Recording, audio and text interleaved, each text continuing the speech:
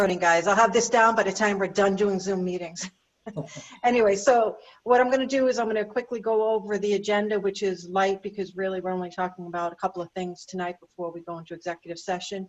So what's going to happen, so we have community relations, announcements, open forum. What I'm going to ask, if there's someone here from the public who wants to speak or have a question or comment regarding the public safety building project, regarding the debt exclusion question, I will allow public comment after the two boards have an opportunity to question and have a discussion. So please hold off your comments until then. So going on to, we don't have any, I believe, any appointment or resignations, any scheduled appointments. Andrew, as I go along, please correct me if I'm incorrect. Under new business, really number 1, which all pertains to the public safety building project. We have discussion and vote regarding the public safety building project, debt exclusion vote, and project options. Number 2, a discussion and potential vote on Economic Development Commission charge. Then we go to old business, really nothing. Committee reports, nothing. Policy review, nothing. Andrew, will you be doing a town administrator report? No, yeah. Okay. And other business, I know in the time of posting. And just as a reminder, our next meeting announcement, the next regular meeting is Tuesday, July 28, 2020, again, 6:30 p.m. And tonight we will be adjourning to go into executive session. So what I'd like to do to start off is really go right down to, well, I should ask if, let me follow this along. Let's go right to community relations announcements and open forum. Is there anyone in the public that has a question or comment that is not related to the debt exclusion question that we're going to be talking about next? Andrew, can you help me identify if anyone's? I don't see anybody either. Okay. Unmuting or putting anything in the group chat, so I think you're all set. Okay, thank you. So what we're going to do is we're going to have a presentation. Andrew will start. Andrew and Donna will do that. And then what I'm going to do is open it up for discussion. The Board of Selectmen and FinCom will discuss it. Then I will allow for public comment. Just so you know, in case this is the first time zooming in, as a resident, if you want to talk, you just unmute. You announce your name, state your name and address, and then make some comments. I do ask that you stay within 2 to 3 minutes. And then I will ask the FinCom if they want to have any kind of formal votes, and the Board of Selectmen will vote. So again, I'm going right down to new business, discussion and vote regarding public safety building project, debt exclusion vote, and project options. Andrew, you want to take it away? All right, sure. So I'll just, pretty much most of this is the presentation that was prepared for the last meeting. So I'm just going to try to go through as much as I can quickly, just as a revision. Yeah. And before Andrew starts, I do want to mention for folks who may have questions, as we go along, just know this information, we're going to have it posted on our website after, so you'll be able to look it over at your leisure. You'll be able to contact people, if you have more questions. So don't panic as Andrew kind of flies through some of this information. Thank you. Andrew, ahead. Yep, I'm sorry. Point of order. Andrew, there were sometimes I have a hard time hearing you. I don't know if you're close, if it's your microphone or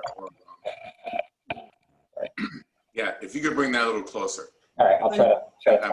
Probably Is that better, Steve? Andrew. Steve, thank you for bringing that to our attention. Is that better, Andrew? Yeah, test 1, 2. No, that's perfect. That's perfect. Just to confirm, everybody can actually see the one that says new public safety building facility screen before I start. Yes. Madam Chair, could I speak?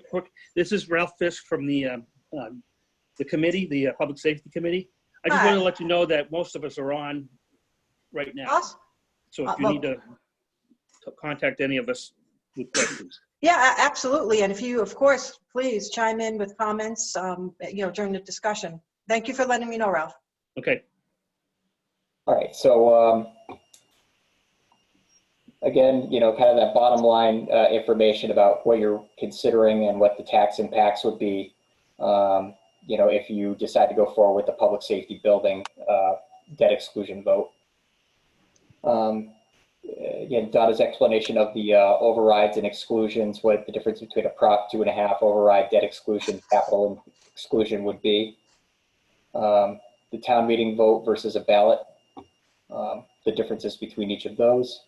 Really the needs of the fire department outlined. A lot of this, we'll have this outlined on the website, but should be any new information for anybody. Also the needs of the police department. Some of the architectural planning plans that have changed since the last consideration, including the reduction of the building square footage, consolidation of meeting spaces, training spaces, reorientation of the building to reduce site work, and then that current estimate of 30.4 million that was brought up to reduce or brought up due to escalation costs, but include about $2.6 million in contingency. And but estimates that have come in recently have been about $1 million under for the final project cost. All right, actually, Andrew, can we stop there for 1 second? Karen, through you. Yep, Because I just want to make sure we're all on the same page. So the way it's currently being proposed, we're thinking it's going to cost 30.4 million. No. No. Well, that's what. Okay, that's why that's why we need to go through these numbers then. So Andrew, can you go back to that prior page? Yeah.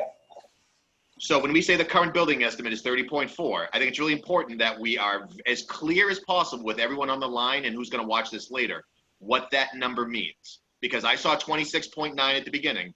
Now I'm saying 30.4. And I think I have a decent idea, but I'm not going to say with 100% certainty I know. And B, if I don't have 100% certainty, I'm going to guarantee people watching this don't have it. So Andrew, can you either go through the pages and keep those two numbers in mind, the 26.9 versus the 30.4? Because that 30.4 just jumps out at me. Yeah. No Thank you, problem. Bill. Thank you.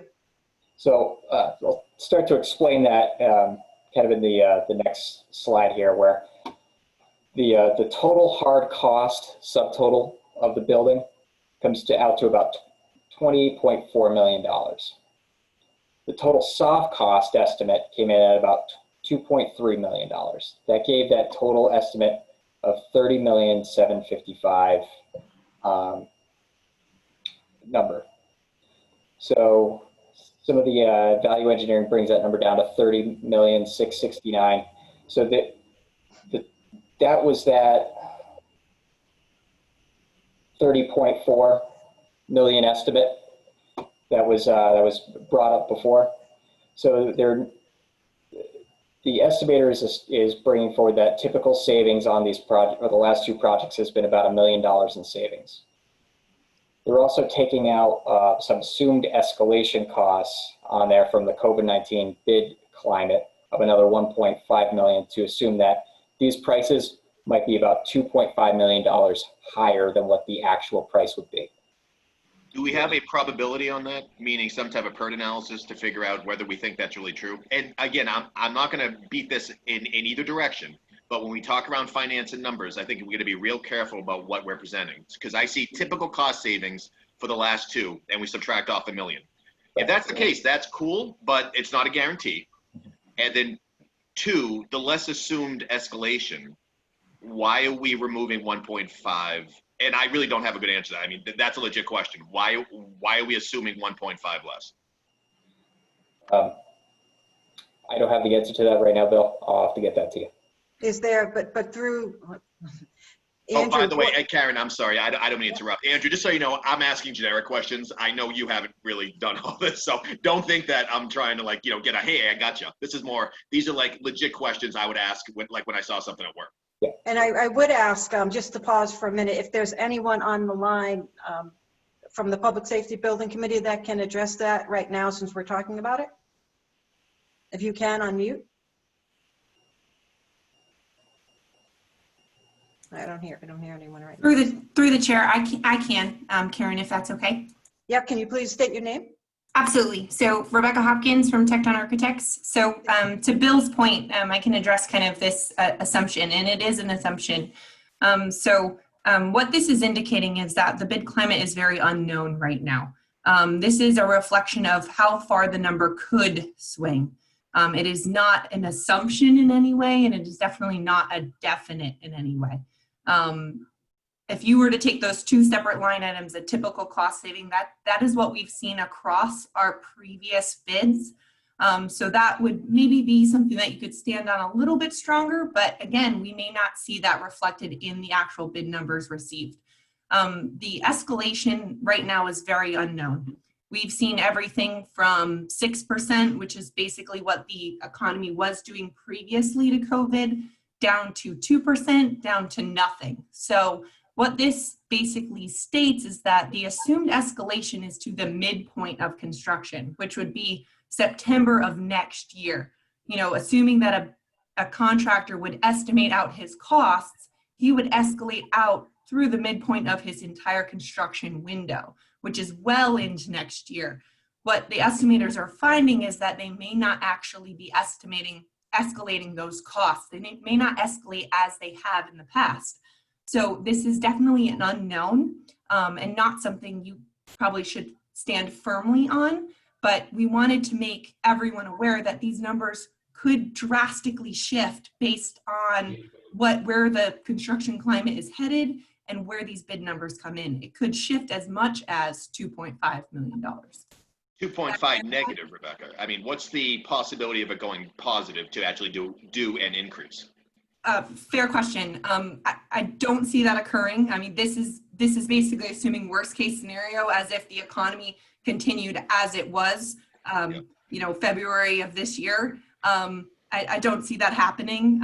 We've been pinging other project managers and other firms, kind of seeing where those numbers are coming in, other estimates, other bid numbers in the area. Everything is trending in a, I guess, downward positive direction. I mean, from a budget standpoint, but it's very unknown how much you may see that reflected in the fall. And there's a lot of things that could affect that bid climate. The timing of the bid, it's set up for a nice start early next year, keeps crews busy, so you could see some, you know, sharpening of pencils. There's a lot that goes into that number. So this was just to try to give a feel for, this is assuming escalation remains exactly the same. That's what that $30.8 million, $30.6 million reflects, as if nothing were to change. We know many things have changed, so it could swing substantially, but it's not necessarily something that's, you know, firmly backed by fact or known circumstance, if that makes sense. No, I do it all the time. All right, thanks, Rebecca. I appreciate it. Absolutely. Through the chair, I have a question for Rebecca. Yep, Steve. If the bidder knows that the town voted on a debt exclusion of $28 million and their bids come in at $26 million, what are the odds of overages? What do you mean by what of overages or cost overruns if they know right up ahead of time that we've already done a debt exclusion for 28? I'm willing to bet they're probably pretty high. As in they'd go over the number purposefully or try to hit that number intentionally? Just knowing that the numbers, that the debt exclusion was there, not intentionally. I'm just saying, I've seen projects, if they know the town is already voted for a debt exclusion of 28 and they bid 26, how often do you see those two numbers come together before the end of the project? Sure. So I guess to clarify the total number, right? So we're looking at an overall project cost, assuming nothing of these value engineering efforts and a lot of these alternates that Andrew can speak to come out, 30.4 million. That's for the total project cost. So the contractors won't bid on any of the soft costs. You only see the hard costs reflected in their bids. So, you know, that would be that 28.4 million. I guess to your question, Steve, you know, the possibility of them knowing, you know, when we advertise the project, they are aware of the total project cost. They are aware of the, you know, any exclusions as it's public information. I do think that based on the previous projects we've seen, they have been sharpening their pencils and they're not necessarily just trying to meet that number because of the competitive climate.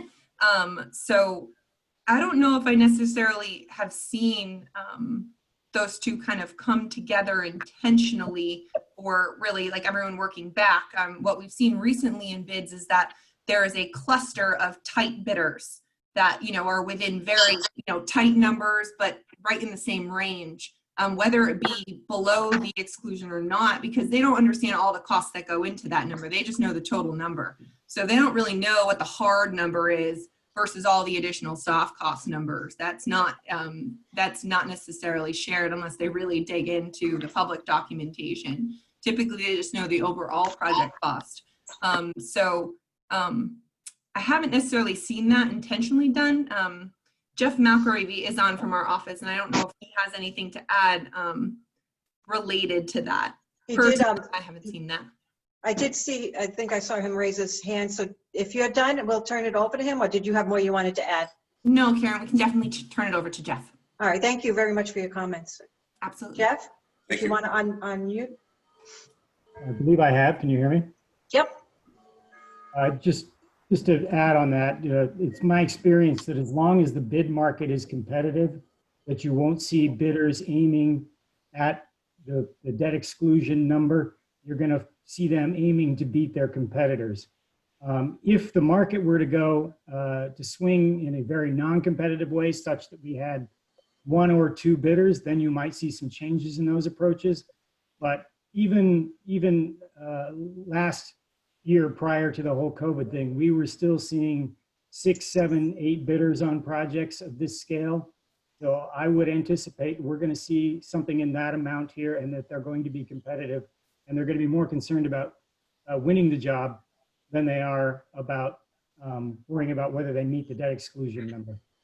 All right. Well, thank you both for your comments. And I do have one more question, and I don't know if Rebecca or Jeff could answer it, but and this is for my education and probably other people listening. So when you talk about soft costs, $2 million in soft costs, is that internal equipment that the town has to buy afterwards? Is that, because I'm a little confused on that part too, and I think it's worth clarifying. There's a great variety of things that go together to build your soft cost number. Part of it is design and engineering fees. Some of it is the cost of your owner's project manager. There's required materials testing during construction to make sure that all of the products that are going in, the concrete, the steel, are meeting the specifications. There's MEP commissioning to make sure that your systems are set up properly. There's furniture, there's equipment to support the building. There's communications equipment, which is your radio equipment. That's a big nut typically because you've got consoles and radios and connections to the antenna. There's IT data equipment. There's the cost of bidding, which the good news is that cost has gone down over the last 10 years. I remember carrying much more for those costs in the past. And then there's a little bit of additional cost. We've got an additional preemption device in the budget.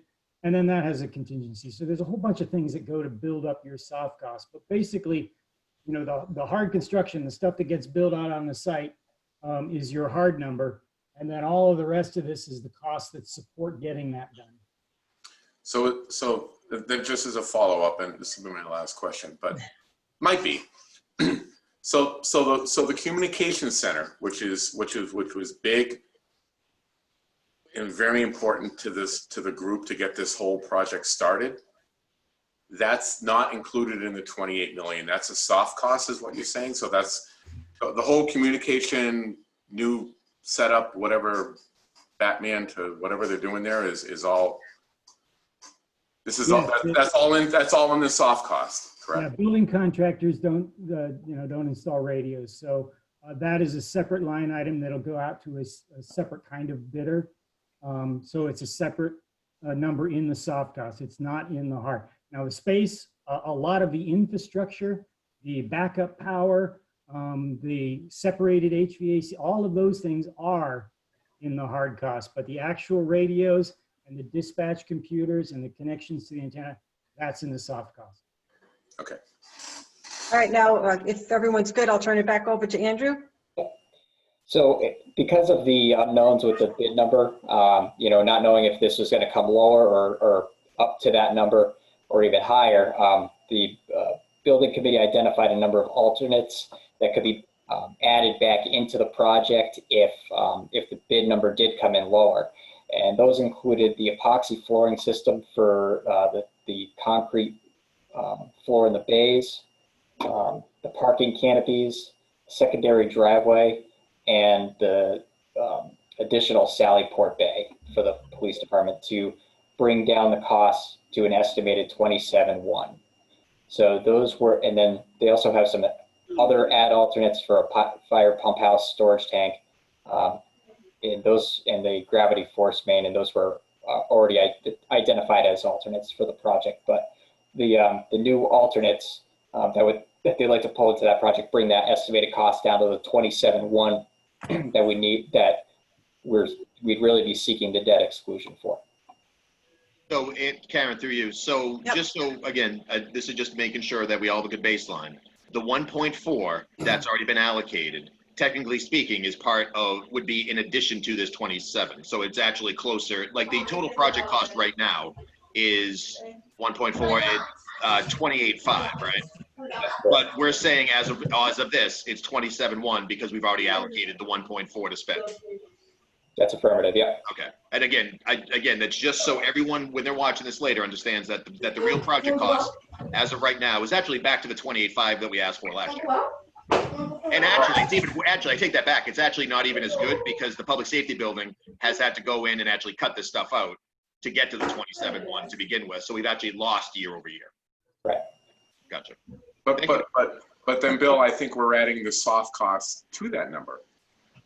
No, that's No.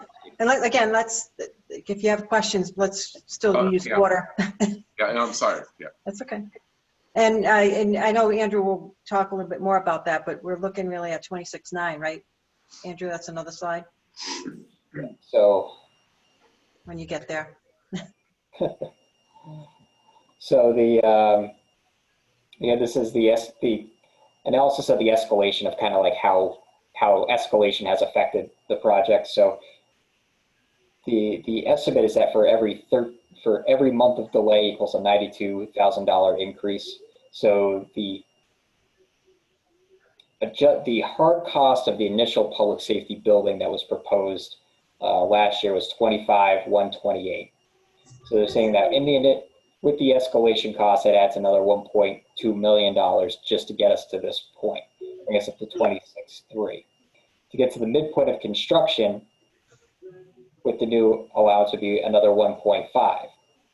So adding that escalation cost into assuming that nothing had changed to the previous project of the 28.5, this would be a $31.2 million project. So even with those costs that were brought out of it, the adjustments to the project took about $1 million out.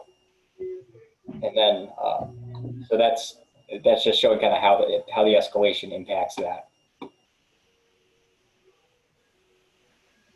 Some of the other things that have changed over the last year were basically the capital campaign committee was established by the Board of Selectmen. That's raised over $100,000 in pledges and donations.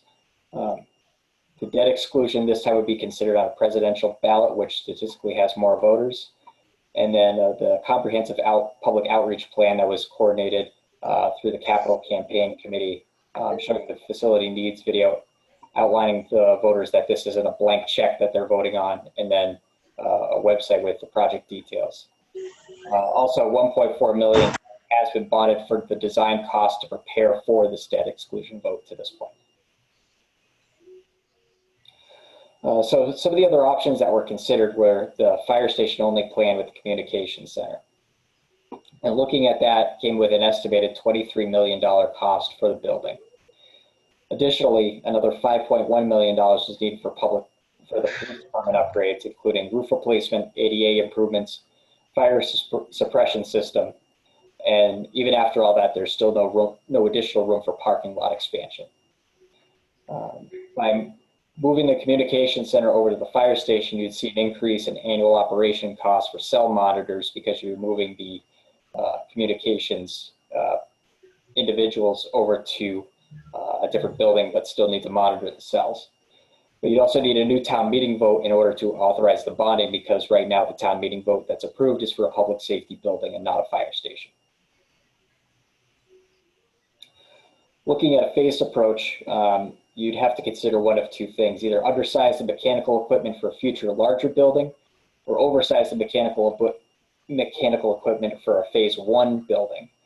Without a timeline for expansion and unknown future building codes, that could add significant cost to whatever that future expansion would be. And you'd also have the escalation costs involved with that. Still, you need a new town meeting vote to bond the project, because you'd still be building just a fire station at that time and not a public safety building. The other option too is to reduce the proposed size of the building, but the proposed size the proposed building meets the operational needs of the departments. A smaller building would be obsolete from the day of occupancy.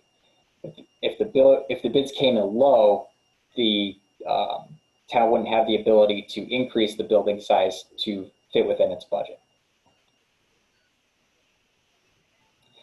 So timeline of votes leading up to this point. So 2017 was when the current fire station committee was appointed. In 2018, that committee was reconstituted as a public safety building committee.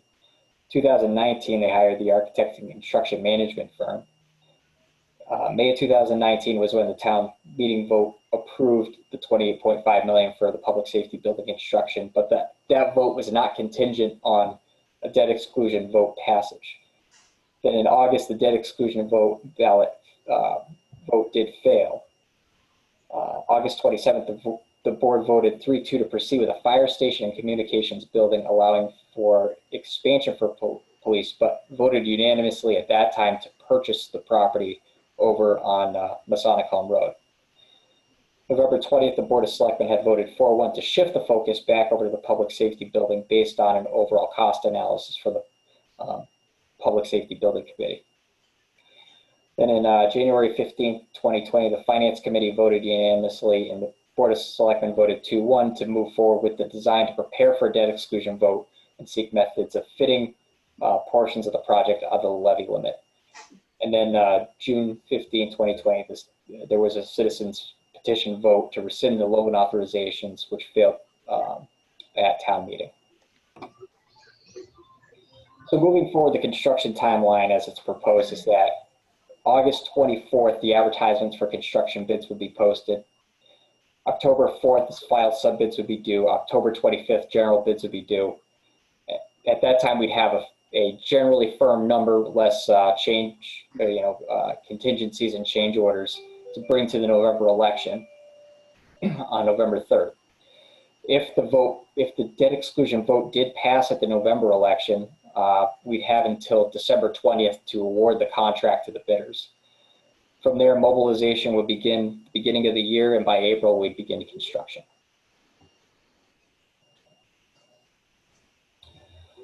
So again, the 28.5 is the maximum that's been approved by a town meeting. 1.4 so far has been funded under the levy limit for the design costs. So far, we have about $200,000 from between private donations and other funds to the project, bringing the total cost of $26.9 million that we're seeking for the debt exclusion vote. Further, we try to reduce those costs through contingencies and add alternates on the through savings of the project. And having the bids due before the debt exclusion vote would know the full cost, less the contingency be known. Additionally, additional funds might be allocated from year to year under the levy limit through the operational budget to reduce the impact to the taxpayers. So what would the total cost be projected to the taxpayers based off that $26.9 million? Looking right now at a 30-year bond amortized equally over the 30 years for a single family home valued at $208,800, the annual impact would be $225 per year, equivalent to $18.79 per month, 62 cents per day. The other option that we're applying for and leveraging would be a 40-year USDA loan that the town would be eligible for, which would bring that annual cost of the taxpayer down to $194 per year.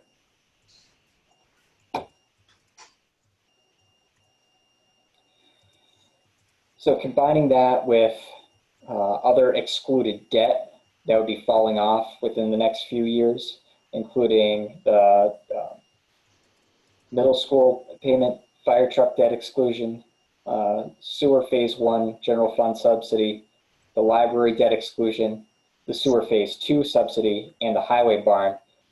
By 2026, the average single family tax bill would actually still be reduced by $16.91 per year under the 30-year bond.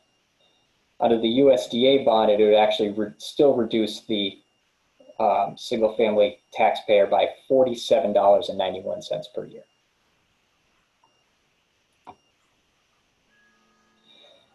So a couple of different things that we looked at were, what if we looked at fitting 15% of the total project cost out of the levy limit, to say that, well, what if we pay for say the police department portion of it under the levy, but the fire department portion of it as part of a debt exclusion. So the annual impact of the single family home value would go from that 220 to 202. So it would be basically a savings of about $18 per year by trying to fit 15% of the total cost under the levy limit. And that would really be $36 under the $36 per household per year under that levy limit.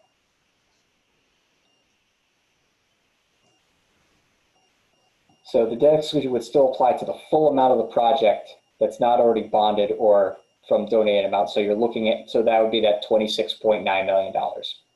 And 1.4 million of it already being held out of the levy limit. The Board of Selectmen and Finance Committee would need to commit annually to holding the equivalent of that additional 2.875 million under the levy limit during the project development. But that would mean an annual operational budget impact of $206,297 per year that would have to be stripped out of the operational budget. That's at a budget that's already tight right now because of the COVID-19. It would require cuts to future operational budgets if we didn't have additional revenues to support that, and could impact the town's bond rating and increase future borrowing costs. Karen, through you. Yep. So Andrew, on that last bullet, that's what I want to talk about for a second. So we say it would downgrade the town's bond rating. Yeah. One, I'm not sure why. Two, we didn't have any discussion around impacts to bond rating, or at least I don't remember, maybe we did, when we in last January, when we said we were going to borrow the 1.4 and pay for it out of our operating budget. And I think it's important when we talk around the sub bullet, and I'm glad that this is in here, and that regardless, we're going to have future borrowing costs. So when the prior pages talked around, tax bills going down, I think we all got to be honest with ourselves that our tax bills have really never gone down. I mean, between the 2.5 that guaranteed, or roughly, and then additional debt exclusions that we all know we're going to need, the idea that our taxes are going to go down, that's not going to happen. You know what I mean? So let's just be clear or at least in my opinion, I don't think it's fair to say that our taxes are actually going to go down. In a perfect world in which we never borrowed anything again, absolutely. But when we think around our capital needs that we're going to need over the next 10 years, or even 15 or 20 or 30, we're going to have more debt exclusions. We're going to have to talk around, updating Shepherd Hill at some point. When was the last time Charlton Elementary was updated? We all know, that Charlton Middle and, Heritage need a lot of work. So let's just be careful as the five of us as a group when we talk around tax rates going down, because I think I don't want to say it's misleading on purpose, but I think in reality, it's really not the case. I want to speak to the bond rating issue if you are on. Yep.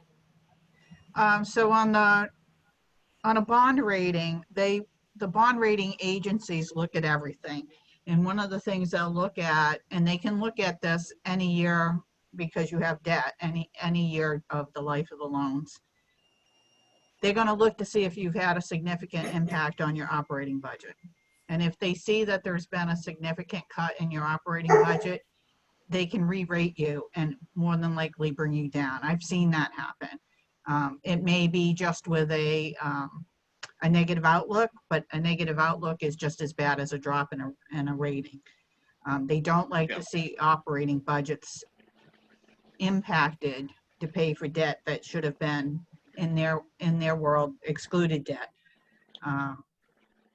I think my argument against that, Donna, would simply be that we would only cut the operating budget in order to pay the debt. Meaning. But that's exactly the point that they make, is you're cutting an operating budget so that appears to them is that there's a financial problem. So and that's what I struggle with, because the argument there is that it's better to actually spend more money against non-debt payments. And I don't understand that. But I don't want to belabor it. It just, I find it peculiar that we're making an argument that it's better to spend more and not pay down debt, and that the bond companies would say, yeah, that actually works in our favor. So I'll just leave that alone now. I'm not 100% convinced of that argument. Okay. Just stating that if you have a debt exclusion, you get a better bond rating. Once you're paying a bond rating debt excluded and they see an impact to your operating budget, they're going to feel that you have a financial problem. But we'd borrow the 26.9 potentially anyway, and just use the operating budget to augment, or basically to potentially prepay it.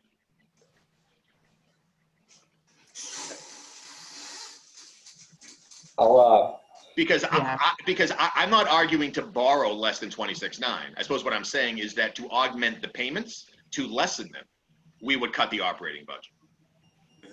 As long as there's not an impact to your operating budget. I guess the most I can liken it to is if you have had a mortgage and you had a pay cut, or a spouse died and you both had income that got you that mortgage, they can recall that mortgage. Absolutely. Yep, absolutely. But my mortgage that's company, the comparison I'm trying to make. No, which makes a lot of sense. And I suppose I'm just trying to counter that to the group of you using mortgage as an example. If you have a debt to income ratio, that would still stay static. But if our income remained the same and we use the income to pay down the debt, our debt to income ratio remains the same. It just, now we're using those dollars that was going to other debt. So instead of paying a credit card, for example, we'd use that money to go towards a mortgage. So that's where I think we'd really have to talk through or think through later on, potentially, around what that would really mean. But again, I don't think we need to belabor it tonight, but thank you, Donna. I know where you're coming from on it. Okay.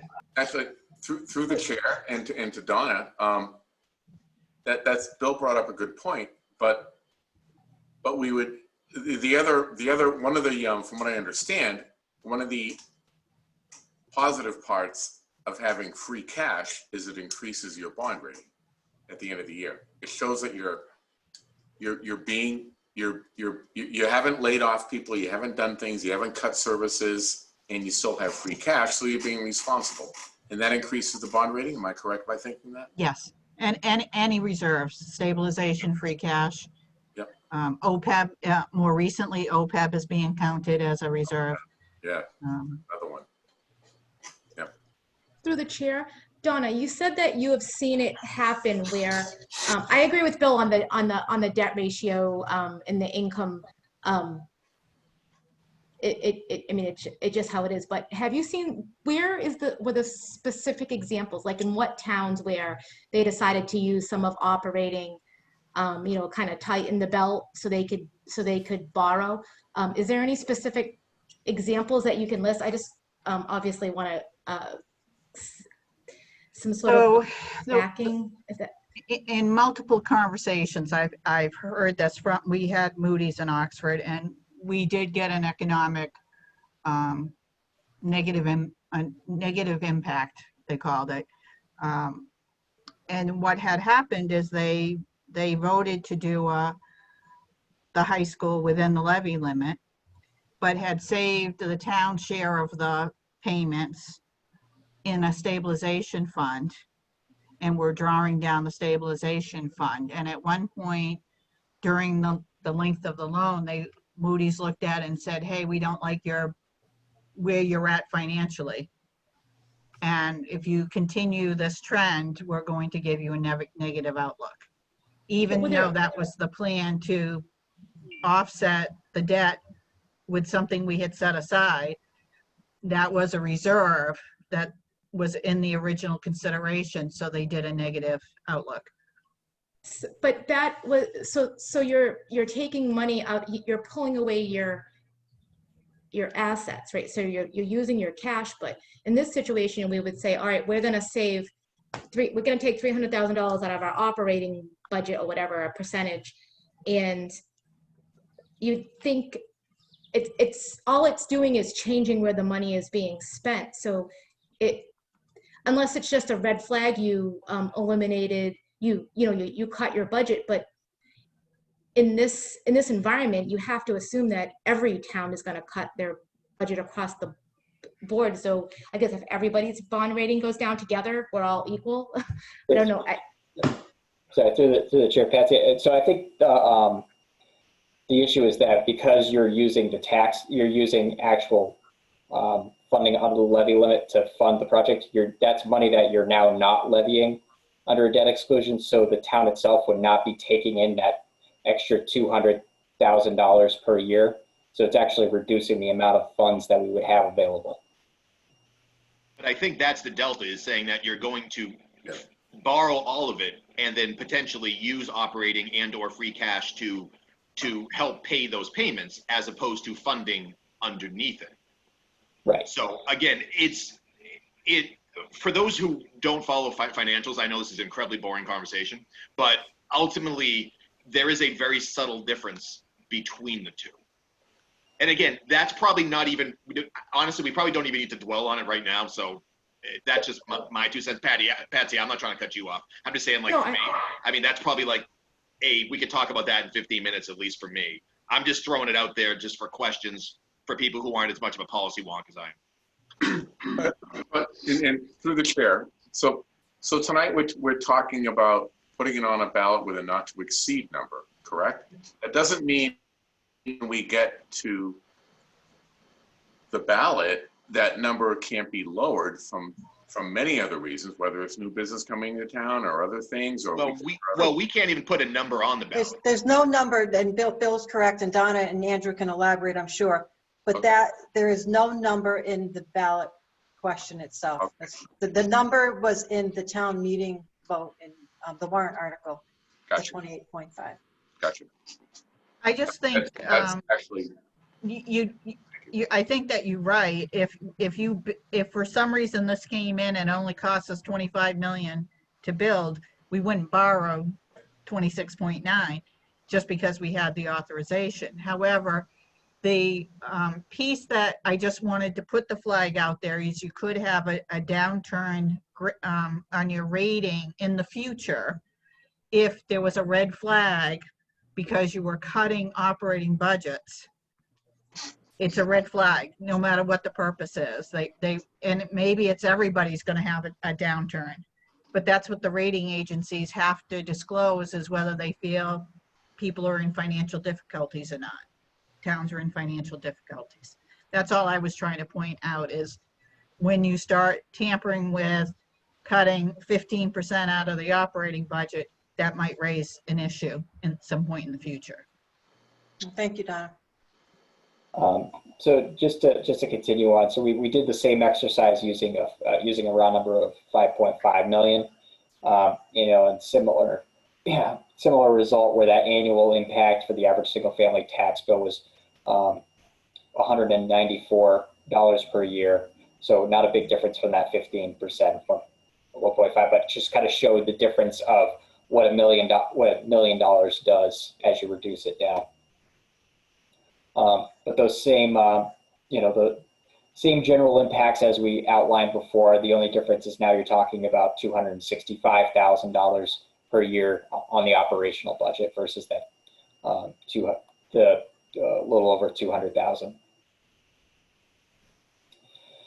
So then we looked at it as, what if it's two separate projects, a new fire station and a public safety renovation? So the estimate on the new fire station was $23 million. That, to the average single family tax bill, is that just around 194.44, so 53 cents per day, so about $20 less than the average single family, or $25 less annually to the single family home.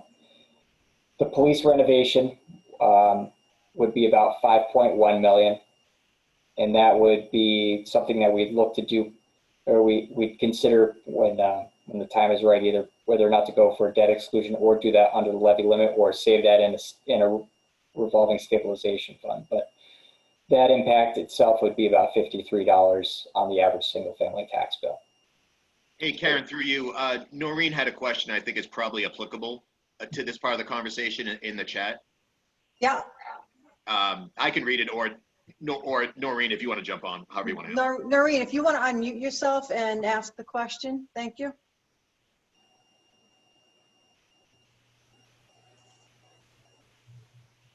Sorry for the delay. Thank you. So I had understood the police department needs to separate juvenile lockup from adult, and that they had issues around fentanyl exposure risk that needed to be mitigated, and some other locker and lobby issues. Would that $5 million accomplish those changes to the facility? And second question, are there like solar energy canopy offsets or any kind of energy related savings in the building plan as presented? Two separate questions. Thank you. I think really the 5.1 was encompassing of really roof replacement costs, ADA improvements, which would probably include the installation of a elevator. And then with the amount of improvements in there would probably trigger the installation of a fire suppression system. So those were really the main costs that went into that public safety building. Wasn't really looking at reconfiguring of offices or anything like that. And I don't know if any of the architects that provided that estimate, Rebecca, I don't know if there was anything else that you might have included in that. If you're still on. Yeah, through the chair. So I guess two-part question. The police renovation was, and I'm going to ask if Jeff can chime in, because we did kind of a high-level renovation. I know Andrew kind of briefly discussed that at the last Board of Selectmen meeting, that it was a generally quick exercise to just see how much we could accomplish within the confines of the existing station. As he mentioned, there's not a lot of expansion or addition space. So if certain program elements could be reworked or relocated, how could we reconfigure possibly some of the spaces and best meet the needs to the greatest extent possible? So I guess, Andrew, there was some reconfiguration as much as we could accomplish. And Jeff, please correct me if I'm wrong, because I am having trouble recounting the actual layout of that floor plan. I do not believe we were able to properly impact prisoner processing in a way where we were providing individual cells that could be used for juvenile, female, or male. But please correct me if I'm wrong. I believe we did not have a large impact on the cell block itself. Is that what you recall? The renovation work we proposed was primarily utilizing underutilized space in the lower level. Certainly in that scope, we could do some improvements. You mentioned the fentanyl situation from an air handling standpoint and air control. That could be addressed in that, but reconfiguring the cell block was not included in that. And then I think the second part of your question, Noreen, was potential solar canopy or solar cost offsets. Currently, there is not any solar infrastructure included in this estimate and any life cycle analysis cost of any cost savings in the future. However, the solar canopies would be future-proofed for the addition of solar canopies. Those parking canopies in the rear, although they don't, orientation is always a thing to consider, and there are some large roof areas. The building, it would not be considered solar ready, and neither would the canopies, but the infrastructure, the conduits are planned to be there so that if solar panels wanted to be added in the future, they could be, if that answers your question, Noreen. Through the chair. I guess my question was pertaining to any energy credits on the finance side that providing for solar, even whether it's a readiness or the actual implementation, would allow for this project. I don't know the answer to that, so I believe if there are any financial credits related.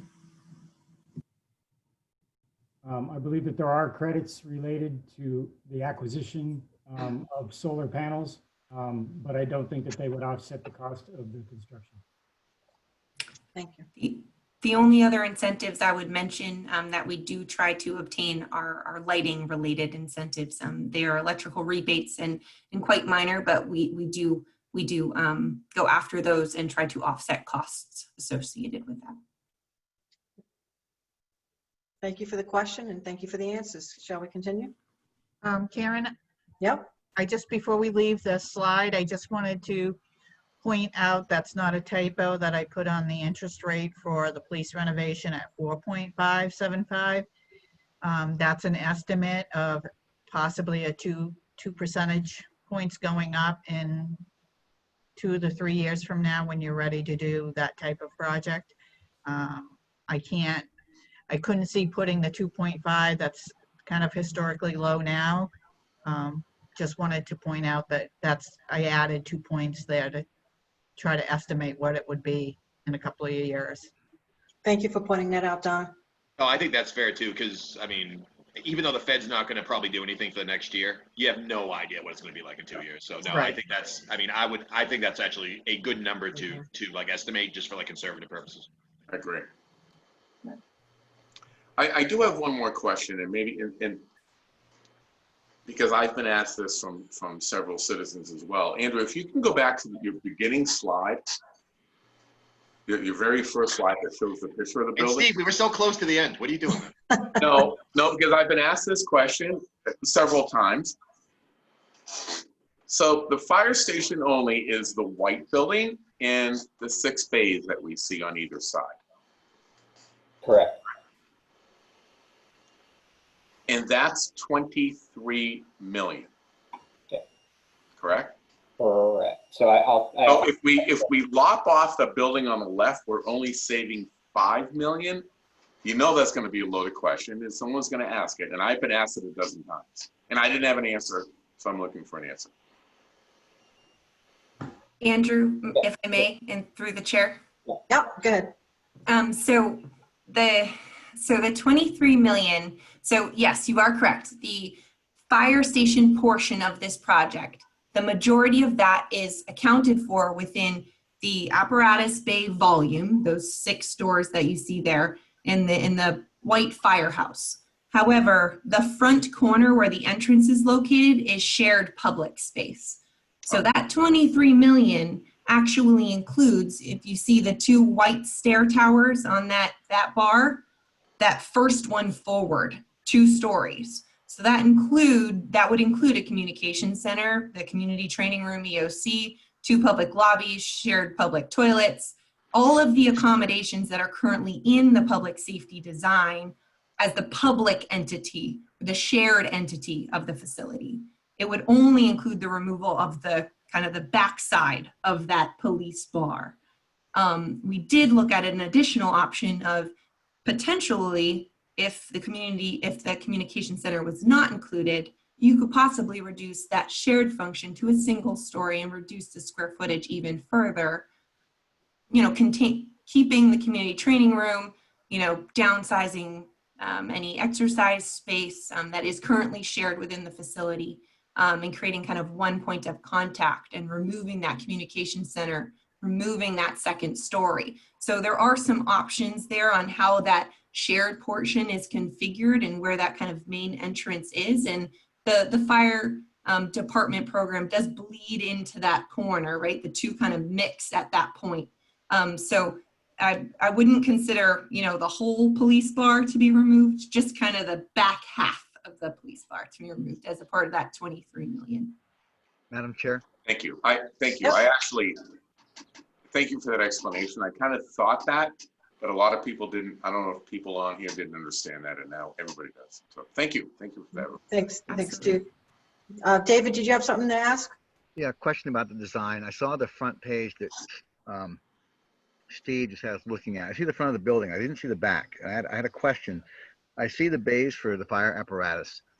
What I don't see, and my question is, where are the bays for the police apparatus, the police cruisers? Where are the bays to unload prisoners when it's 20 degrees, freezing and snowing? I don't see that in the design. I'm wondering where they are. Through the chair. Yep. They are there, David. They're kind of tucked. That is an aerial view of the front of the building. Yes, thank you, Andrew. The Sallyport bays, there are essentially two, I'm gonna call them double deep bays. They're long enough for a full ambulance to enter, open the doors and pull out a stretcher. So they're longer than a single cruiser. There are two side to side bays that you would loop around the building, come in through those, and those are also drive through. So you'd come in, you'd circle through, and then be able to loop back out across the rear apparatus bay apron. So it's kind of tucked in that back corner. Security is also always a concern when it comes to where the cruisers are located, where the prisoners are being processed and brought in. So it is kind of tucked towards the back side of the building, but that it is there. All right, thank you. That answers my first part of the question. The second part is for storage of all our cruisers, especially in inclement weather. And it could take an inordinate amount of time to have to go and constantly clean all the snow off the cruisers. Are there bays in the back also to store our cruisers like the fire trucks, so they can be stored inside, so when the cruisers have to go, they can just basically jump in the cruiser and roll? Or are they still going to be stored outside so that in bad weather and snow, the officers are going to have to go out and constantly clean the cruisers off before they can actually go and patrol or respond to a call? Through the chair. Yeah. So there are two, there is not enclosed parking for the cruisers similar to the apparatus.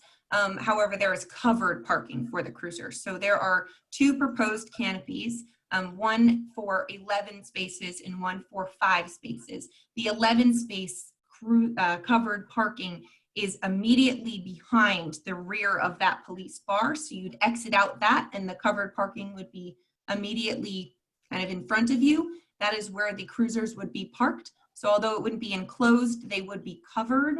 And then the other 5 trailer parking canopy is for the 5 special teams trailers that the fire department has. Okay, Madam Chair, can I ask a follow-up? Sure. Just again, this is all around this basically, because I know this has come up with people. To Steve's point, I've had some questions, I didn't know how to answer them, so now we'll have answers. So to that point, you have a canopy in the back I think you said 11 parking spaces. So I guess I'm going to have to assume then that the canopy is large enough to protect all of the cruisers and ensure that even though they're outside, snow is not blowing in, this is New England, from the sides and the back and still getting all over the cruisers. To that point, I guess, cruisers are also very expensive. Why are we in the design, and this is a question I'm asking on behalf of all the taxpayers, why are we designing parking spaces that are simply an overhead, I guess, cover, right, for expensive equipment for the police department, but indoor parking for not only large fire apparatus, but even smaller trucks? Why wouldn't we have either all of them under a similar type of protective structure or all of them inside, since they're all expensive and they all have to roll like that in an emergency? Through the chair, I'd like to divert. Jeff, do you mind addressing that question? Sure. First off, the question of indoor parking has been out in the country for a while and for police departments. I was at a recent station design conference out in Chicago, and one of the presenters was making an argument for indoor parking for cruisers for many of the reasons that you talked about. In the Northeast, we do, or the northern part of the United States, we do face some severe weather, and it does create problems. The cost benefit that they presented was hardly conclusive in terms of the advantage of indoor parking. Certainly from an officer standpoint of ease of getting out there and utilizing their cruiser immediately, it's a great benefit. We have had good success in a lot of departments with the covered parking. You're right, blown snow will still get in there, but typically the cruisers, when they're between shifts, are running anyway. So they're ready to roll.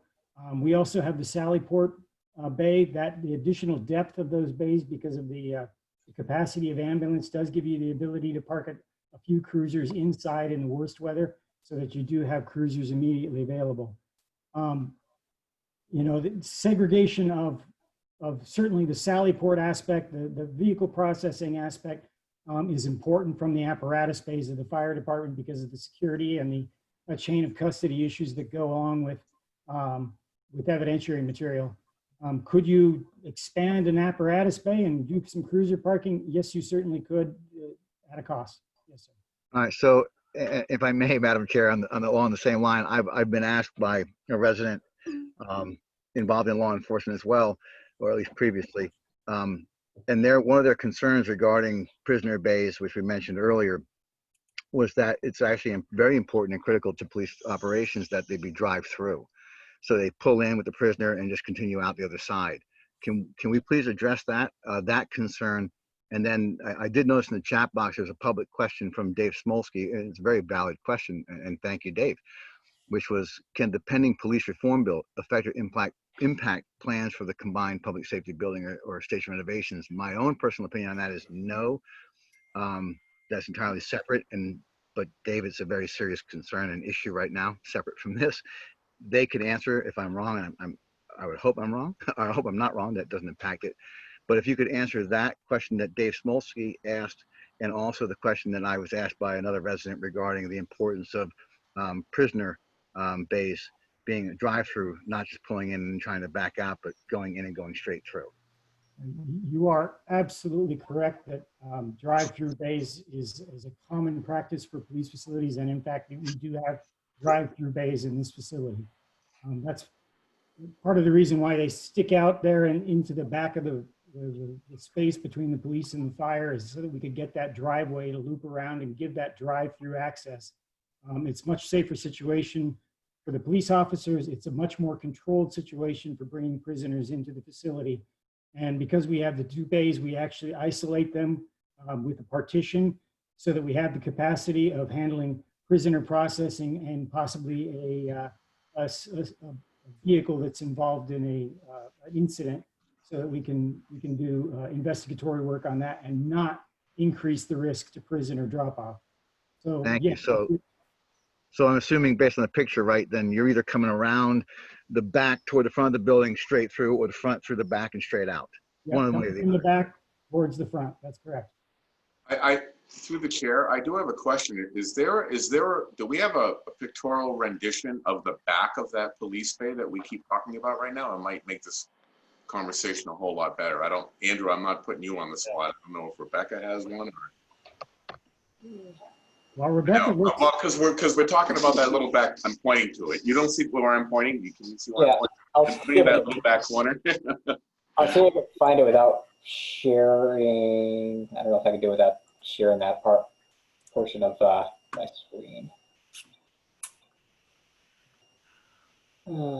if I may address the second part of that question in the meantime, is that okay? Yes.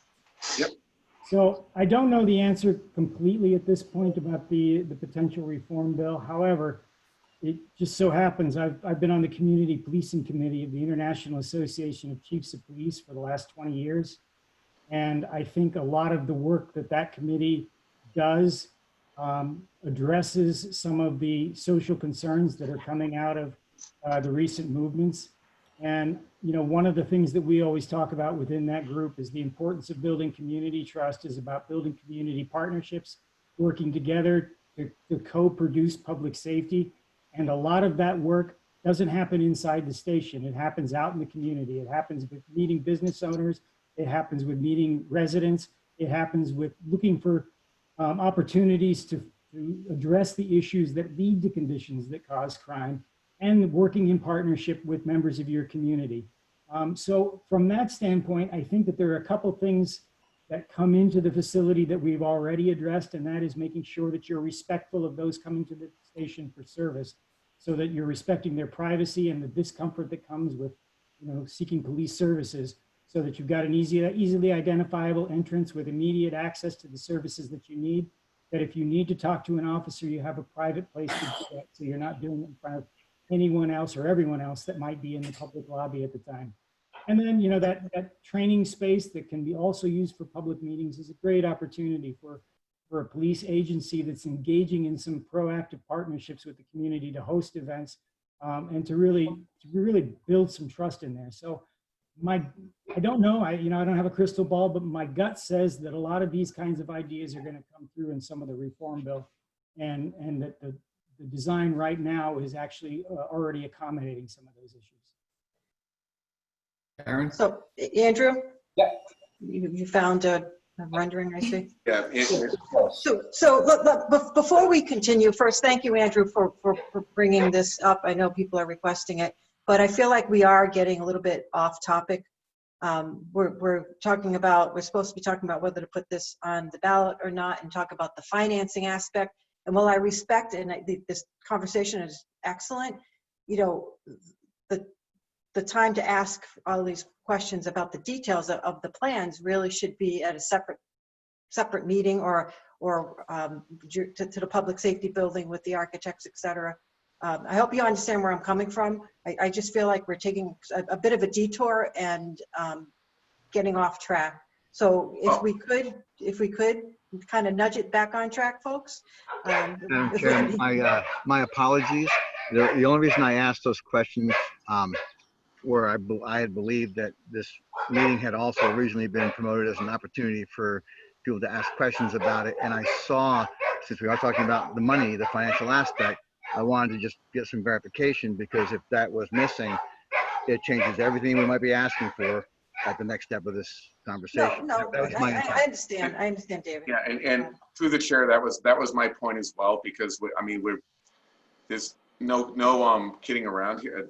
No kidding around here. What we're hearing, from what I'm hearing, and what I'm guessing David is hearing, and the rest of us are hearing, is fire station or combined. Fire station or combined. So what are we getting with both? And this is I think that the picture that Andrew just put up would actually show people and make them understand, for that extra $5 million, what we're trying to do. I think it's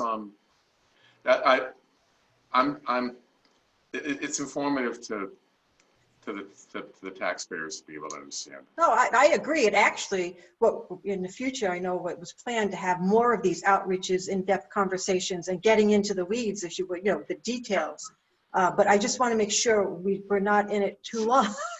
No, high level, so we can, get to the business at hand, because we have another item and then executive session, as you know. But I get it. It's all important. They're great questions. But can we continue?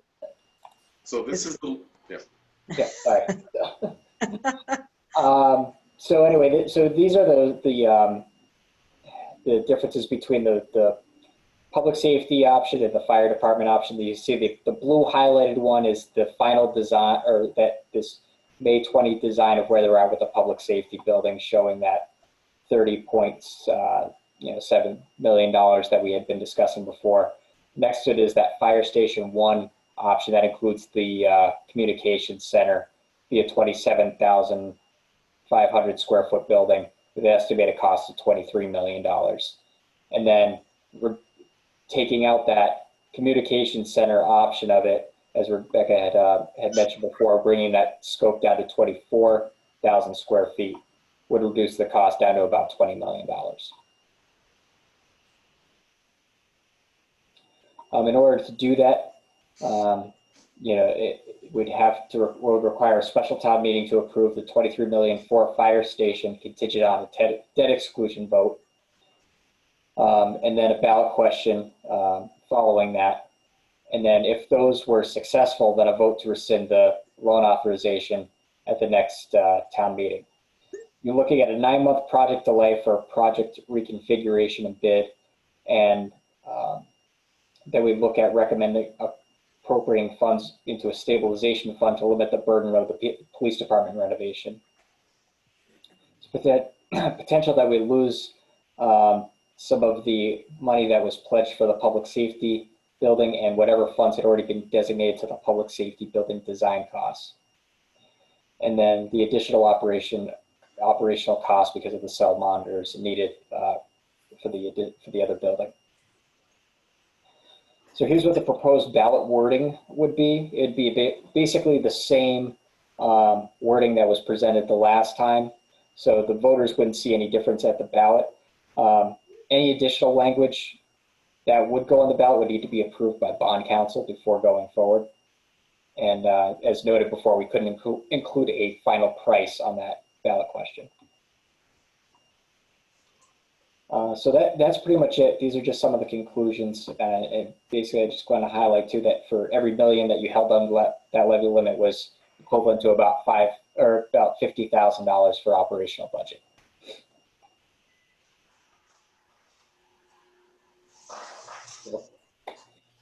So that's everything I have. I'll turn it over to you, Karen. All right. So what I'd like to do now is, as I had said early on, is kind of open this up for discussion, but really start with the Board of Selectmen and FinCom right now, and of course the public safety building folks. If you have anything that you feel like you need to add, now's the time, and then we'll go back and actually do some votes.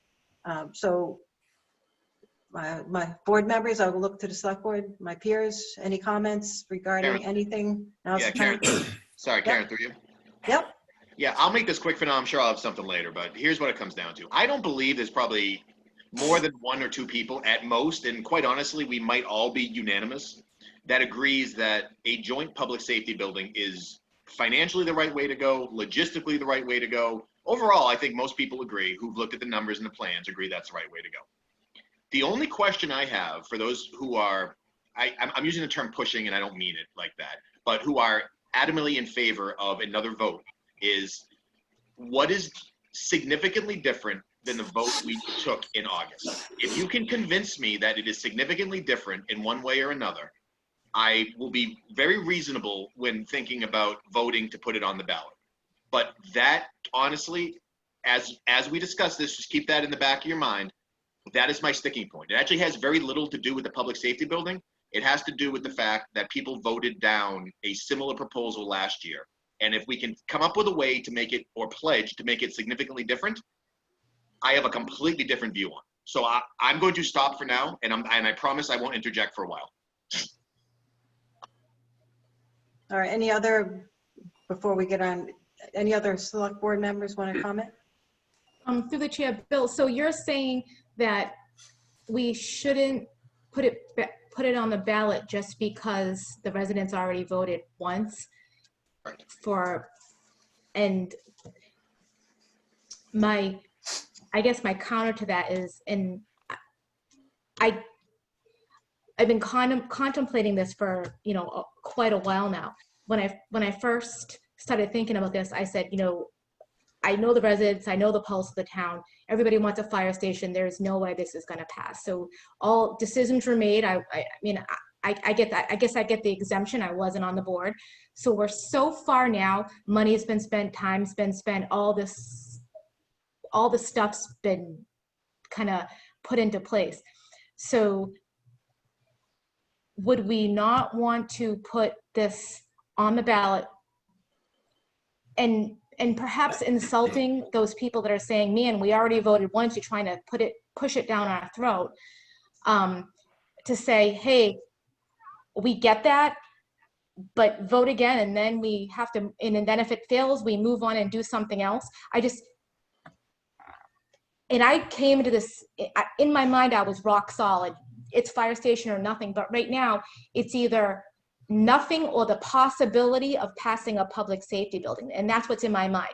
So if I'm one of the votes that says, no, let's not put it on the ballot, what I'm doing is I'm saying, hey, all of our first responders, you get nothing because we don't want to insult our residents, I guess, or the handful of people that are speaking out, or we say, at least put it on the ballot and let the residents decide one more time because we're so far into the process. And I actually want to, slap myself for saying that, but I've been, I mean, I get obsessed with these things and I'm like sleeping and dreaming, like what's the best way? I always believe in letting the residents decide, but I think by not putting on the ballot, we're not letting the residents decide. We are the ones that are deciding to throw away the money we spent, throw away everything, and don't let the residents have the option.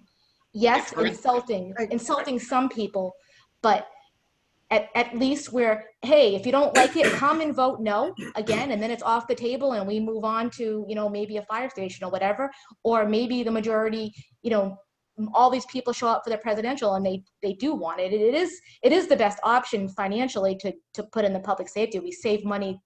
But again, not even looking at that, do we let the residents decide or don't we, just because a few people are upset that we're pushing it again? At this point, if I was involved a few months ago, I think I'd have a different view. But at this point, with everything on the table, to me, it looks like put it on the ballot and let the residents decide, and then we move on from there. My very brief counter argument is that we let them vote last year and they voted no. Okay, 1 second. So I want to do this in order so everyone gets an opportunity to talk, and then we can add some other comments. So Bill, you already made a comment. Patsy, thank you. David, did you want to make a comment? I will, but I'll do my best to keep it short. Please. That's impossible for me, but I will try.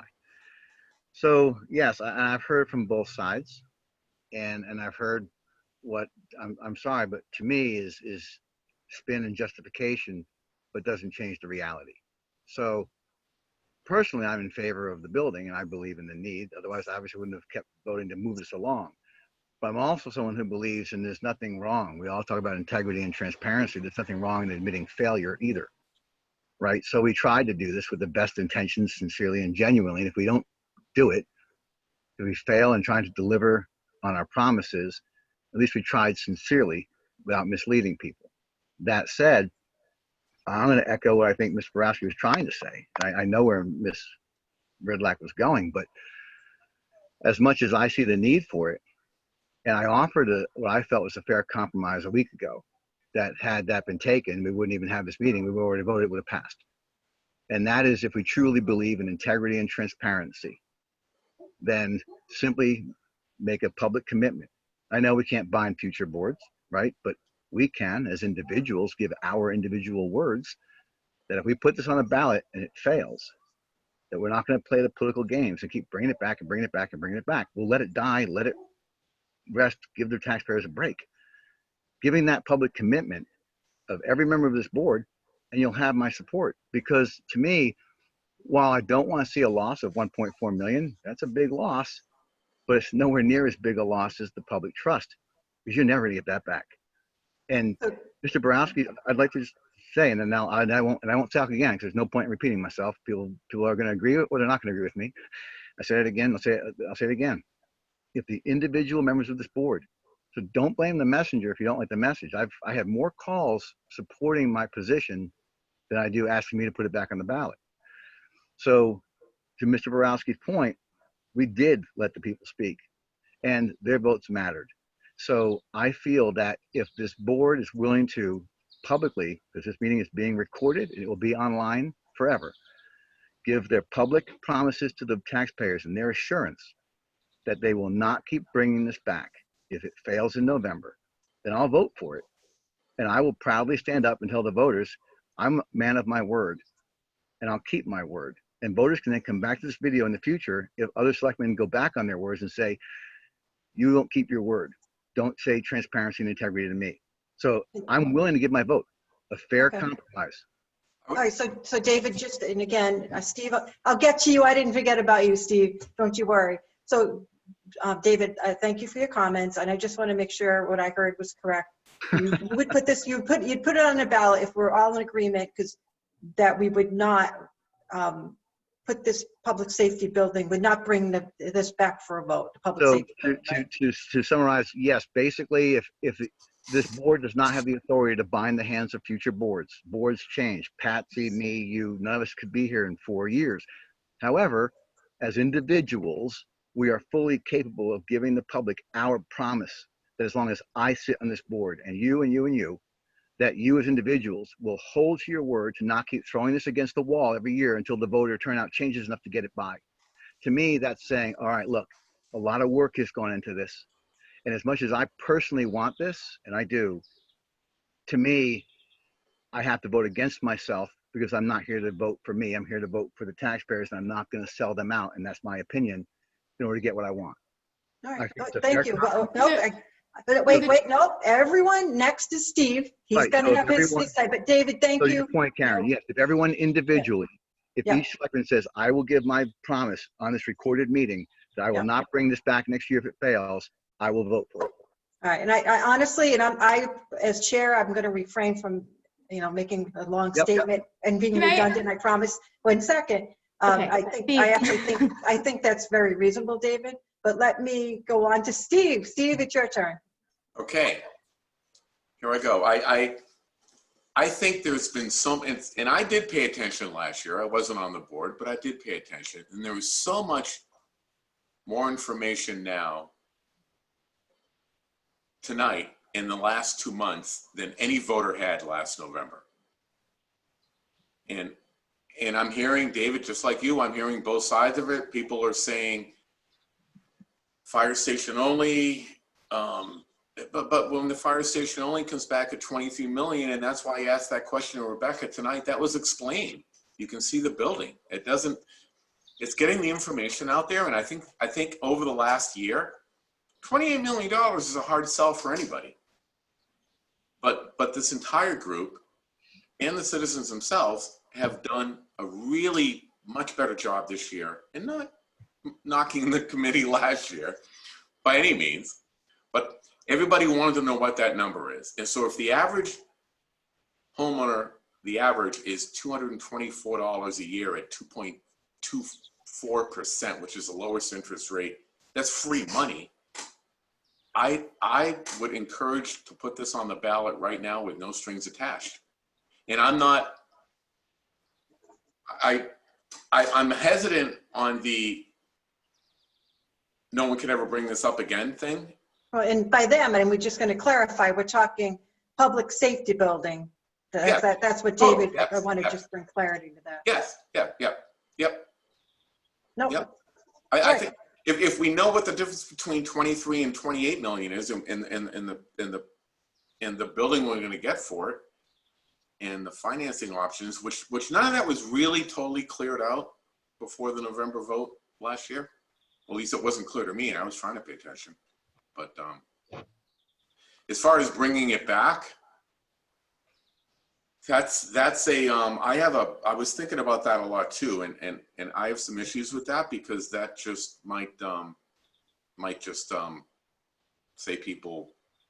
people one and done, and we're over with. We're done with it, and we get nothing. We don't have to worry about our taxes going up because the board pledged never to bring this up again.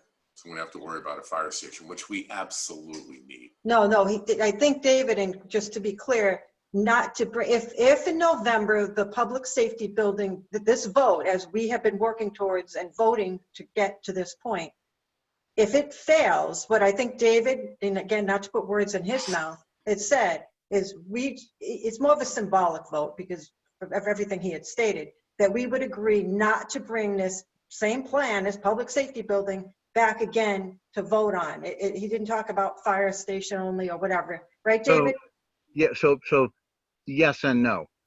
I don't care if you come back with a public safety building next year, if this fails, and you come back with one for 23, the answer should still be no. We said we weren't going to do that. Now, if you come back with a fire station, and I saw Steve Coleman's comment, and he's right, actually, but If you come back next year with and say, well, I want to build a fire station now for 30 million, I'm still going to say no. And I think there's that Lieutenant Dowd and Steve Coleman have some valid points, and there's a question, I think, and I know people have to have their chance, but there's a clarification. Lieutenant Dowd said the voters at town meeting voted monies. So just make sure everyone's clear. Town meeting voted to approve the building. Town meeting voted to approve the price. Town meeting did not approve the monies. They don't have that authority. That's the ballot, and that failed. So we're challenged with trying to find a way to fund it with what was approved some other way, or an amount that the taxpayers are willing to actually say yes to. All right, so Steve, you're all set, right? Because what I'd like to do now is go over to the Finance Committee. Hank, do you want to? Through the chair, I have a quick question for David. David, how would you feel about backing up that symbolic vote by actually making it a town bylaw that if something goes to ballot and fails, we have to wait 5 years to bring it back, and actually no board will be able to, if it's a bylaw. I don't know how legal it is. I mean, all right, so let's, okay, I'm going to stop right now. Frank's sake. No offense, Patsy, but we're not going there right now. David, I know you wanted to answer, but not gonna. So we're going to go over to Hank where I had started. Hank, do you want to take any kind of vote with your board or open this up? It's all yours right now. Any comments? I don't see anything for the Finance Committee to vote on. We already said back when that we would go along with spending the 1.4, and that's what we voted on for the reason of defining better the building and getting it on this ballot. That's what we agreed to. Now, David, I'm going to disagree with you that saying what we are faced with or what we just were presented with is a failure, right? Just because last year it was $28 million and this time around it's $28 million, I don't consider that to be a failure. I thought they did a great job of if I may, I didn't say it was a failure. David, I didn't say it was a failure. I said we failed to find an alternate funding mechanism. Okay. Let Hank finish. I'm sorry, Dave, you used the word failure. But yes, but I said we failed to find an alternate funding mechanism. Yeah, I think the way I took your comment, okay, and I've taken a few others. You can play it back, it's on video. It was 28 and it was supposed to be 23 or 24, okay? That would have been great if the committee came back and said, you know what, we redesigned it, we were able to get it down to 38,000 square feet, and we were able to get it for 27 million or 26. Whatever they came back with, I think we have a right and an obligation to present it to the voters, right? Now, one of the other things that I consider that's changed from the last time, 400 and some odd people said no to this building, okay? 800 voted against, 400 voted, that's 1,200 people voting. This time we're putting it on a presidential ballot. I'm hoping we get at least 6,000 or 7,000 people.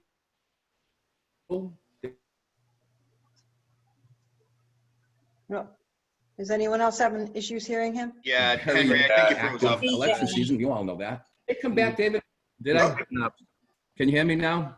Yes. Yeah, we can hear you. All right, I'm getting a message says my internet is unstable. But anyway, David, if 6,000 people vote on this and 4,000 say no and 2,000 say Dave, then start from scratch. All right.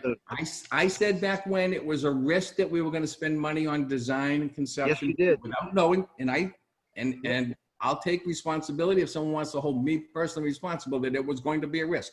I knew that, right? But I believe we have an obligation, and we voted to do that so that we could have a ballot. So Henry, no one should take you to task. Anybody else on my committee? Okay. Yep. Hold on, David. Hold on, please. All right. Who else on the FinCom would like to speak? Unmute and say a name. Mr. Chair, if I may. Yep. Go ahead, Joe. Oh, sorry, wrong chair. That was a mister. Yeah. So a couple things. I won't repeat a bunch of what's already been said, but 3 things I'd like to point out. Number 1 is that I personally voted against the funding mechanism in the spring vote because I had no idea what we were building. I talked to people who said, you have a conceptual drawing, a $25 million estimate with a $3.5 million contingency. We have no idea what you're building. And that was a lot of the people that I spoke with. Did I speak with every voter? Nope, not a chance. But a lot of people were concerned we didn't have a lot of detail. I credit the board, I credit the finance committee, I give all the credit in the world to the building committee for all the work that they've done in the past year since the November 20, 2019 vote by the Board of Selectmen to go away from the fire department, a fire station only, go back to a public safety building, do all this work. I credit to all the work that they've done. You now have a capital campaign committee that's out there raising money. Every dollar they raise is going to reduce the price of the building. Yes, they've gotten to 100 and something thousand. A year from now, it could be 2 million. It could be 3 million. We don't know. The fact of the matter is that without some sort of an override vote, debt exclusion, but consider that as you will, without that vote, this project's never getting off the ground. So we don't need to understand the funding mechanism completely for 2 more years. And I would say this to the Board of Selectmen, you control the borrowing. At the end of the day, all of us on the Finance Committee, and everyone can speak for themselves, but we've already committed to turning over rocks and couch cushions to find money to help pay for this within the levy limit. Just as early as this evening, we got a message saying that there's been a reversal on some of the solar credit allowed for those solar fields that we're selling to nonprofits, which means that there's tax money, an increase in tax revenue. Is it going to be $1 million a year? No, it's not. But it's an increase in tax revenue. So, you know, we don't have a crystal ball to know what the tax base is going to look like in 2 years or 3 years. But we do know this, the town's going to grow. If this pandemic hadn't occurred, we may have been in a very different place, but we are where we are. We have 2 years to figure it all out. But without giving the taxpayers another shot at voting yes, this doesn't get off the ground. So if you pivot to a fire station and then say, well, now we think we can get 23 million out of the taxpayers,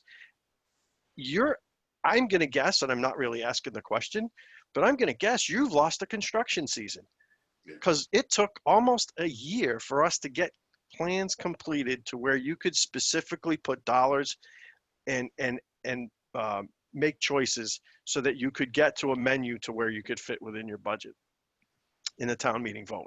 And I will close by saying this. Do not disrespect the voters of the town meeting. The town meeting spends money. The ballot box confirms how it's funded, but the town meeting spends money. So we all want to sit there and say, well, there isn't 500 people at the town meeting, there isn't 3,000. I'd love to see 3,000 people at our town meeting. I'd love to have it outside every time in a stadium that holds 10,000 people. But the fact of the matter is only about 150 to 200 show up. But those 150 to 200, pay attention. They're committed to this town. And if it wasn't for them, I don't know where we would be. So let's not disrespect their vote as well. Thank you. All right, thank you. Hank, any other members you see want to speak? May I answer to 2 comments? If Well, And I'll also provide some information. I just want to say, Hank, no one's ever going to fault you or hold you in that way. Anyone in this town who knows you knows that the gamble you took and everything you've ever done for this is purely from the heart. So don't ever worry about that. And Joe, I would say to you, you know what? Yes, don't disrespect town meeting for the same reason. Don't disrespect the 800 who said no. Those are the people who vote every election, not just every 4 years. They're very aware of what goes on in this town. And they are the same people who come to town meeting and they go to the polls every year. And the last thing is Hank brought up the presidential election year and somebody else did. So I looked back, I actually had help. I asked the office to look back over the past 20 years. How many times have we put a tax increase question on the ballot? And I do understand the difference. My wording may have been off, but the intent was obviously we can't spend it without the approval. But anyway, so in the last 20 years, only one time have we ever asked for an increase in taxes, either via 2.5 or debt exclusion during a presidential election year. Very recently, and that was actually the highway building. And during that presidential, 6,000 people voted. That was close. So it actually passed by only 45 votes. So going forward, if this goes on the ballot in November, it most certainly could pass. It could fail, it could pass. If it passes by 45 votes, it still passes, but it's not passing by a mandate either.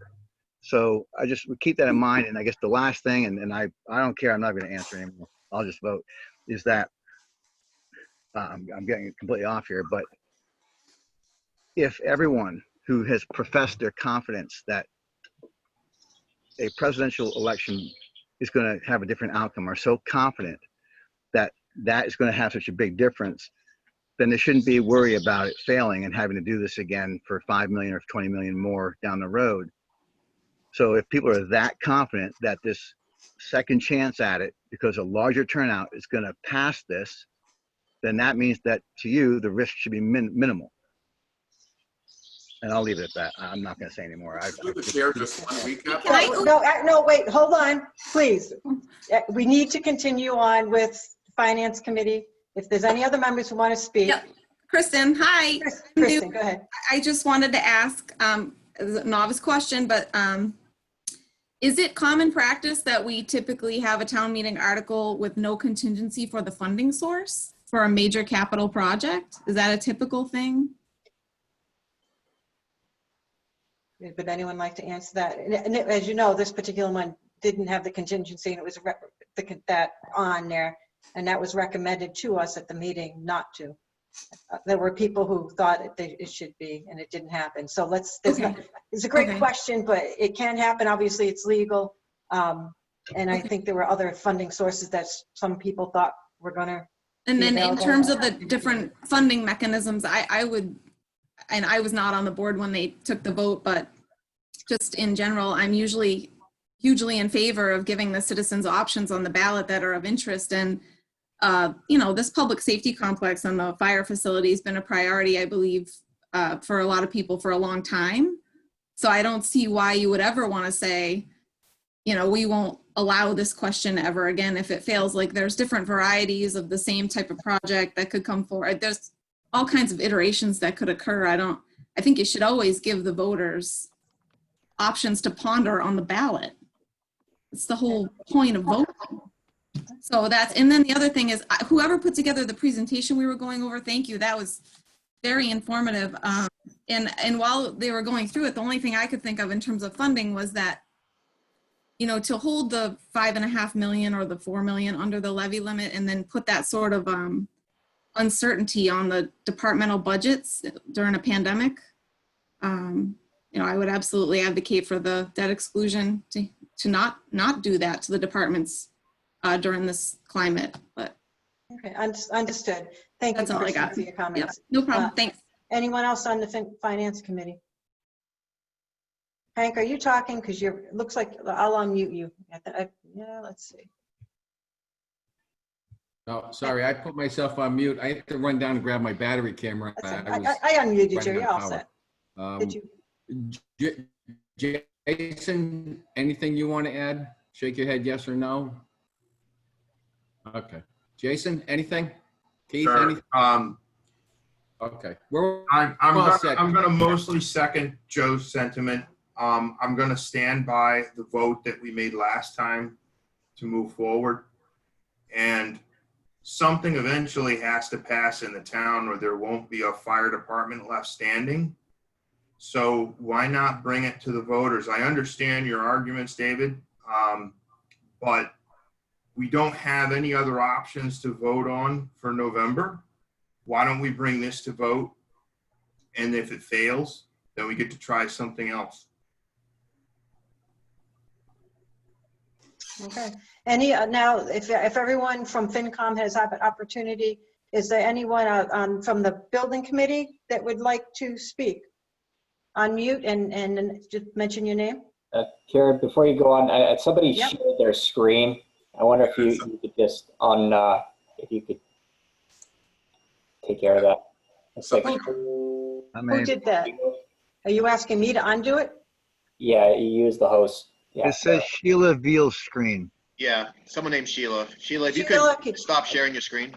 I think you did it accidentally. Kind of a cool picture though. The dark, yeah, it's like, yeah, Pink Floyd or something. All right, yeah. thank you, Sheila.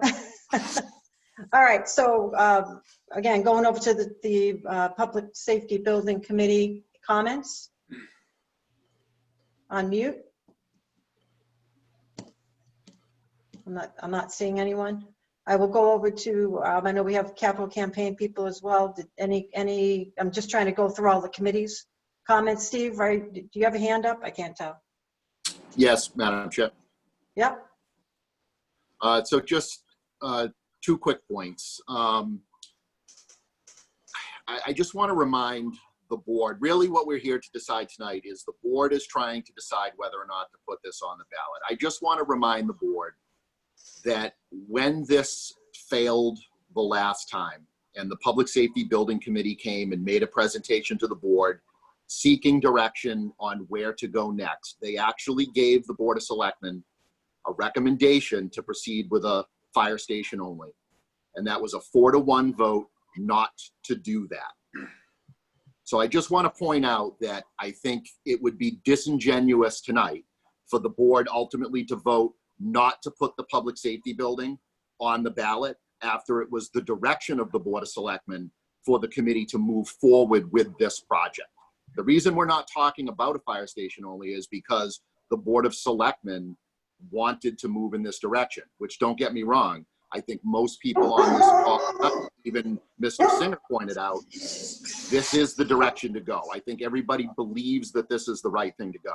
But if we're really debating tonight whether or not to put the public safety building on the ballot after the Board of Selectmen voted to give direction to the Public Safety Building Committee to move forward with a public safety building, ultimately, if it's voted no, I think that's extremely disingenuous. After the last meeting, I know Mr. Singer had to leave to head to the airport, and I made a couple of comments just relative to something he said last week and something that he pointed out, as well this evening, and Mr. Borowski did as well. And we're talking about whether or not there's something significantly different in this project.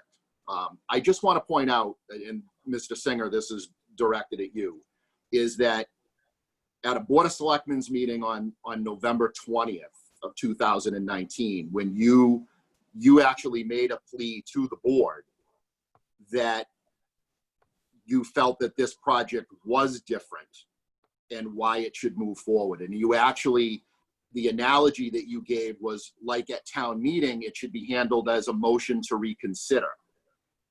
That whether it's the Board of Selectmen, town meeting, everybody has the right to bring something back to reconsider it. And that's exactly what we're doing here. You specifically said, we're not just going back and going to throw something against the wall to see what sticks. And I actually agree with you 100% on that statement. And I don't think that what we're bringing forward to the voters now is throwing something to the wall to see what sticks. This project is different. It has a different price point. It has a different building design. There were a lot of things that were different, and that was really exactly what was advocated for back on November 20th, which again was why the board pushed us to this point, because they were convinced themselves that this was a different project. So I would encourage the board to vote yes, to move this to the ballot. So not only the capital campaign committee, but the Board of Selectmen, the Finance Committee, the Building Committee, we can all continue to do the work that we've been doing to better educate the public on this project. So we hopefully have a successful vote. That's all I have. Thank you, Madam Chair. Madam Chair, may I respond? I love it when people quote me, because I know what I said, and I'm happy to answer them because I know why I said it. As a former moderator, I referenced the reconsideration because in order to successfully allow a reconsideration at a town meeting, there has to be significant change, new information that wasn't known, lots of changes. Otherwise, the moderator usually just disallows it. And I'll point out to that and why I was referencing the motion to reconsider and why I was suggesting that it was going to be vastly different is because it's not necessarily vastly different as far as plans go. but vastly different as far as scope of what we're asking of the voters. And to me, that was what I was saying we failed at. I never suggested that the team failed or anything else. I suggested we simply failed at trying to find a way to offset a lot of the monies that we would be asked for at a debt exclusion. And to me, that was our goal, and that justified, quote, the reconsideration. That was that analogy. And as far as things being different, by that I mean, look, the reality is, it's a public safety building. If you make cookies, right, you change the icing, it's still a cookie.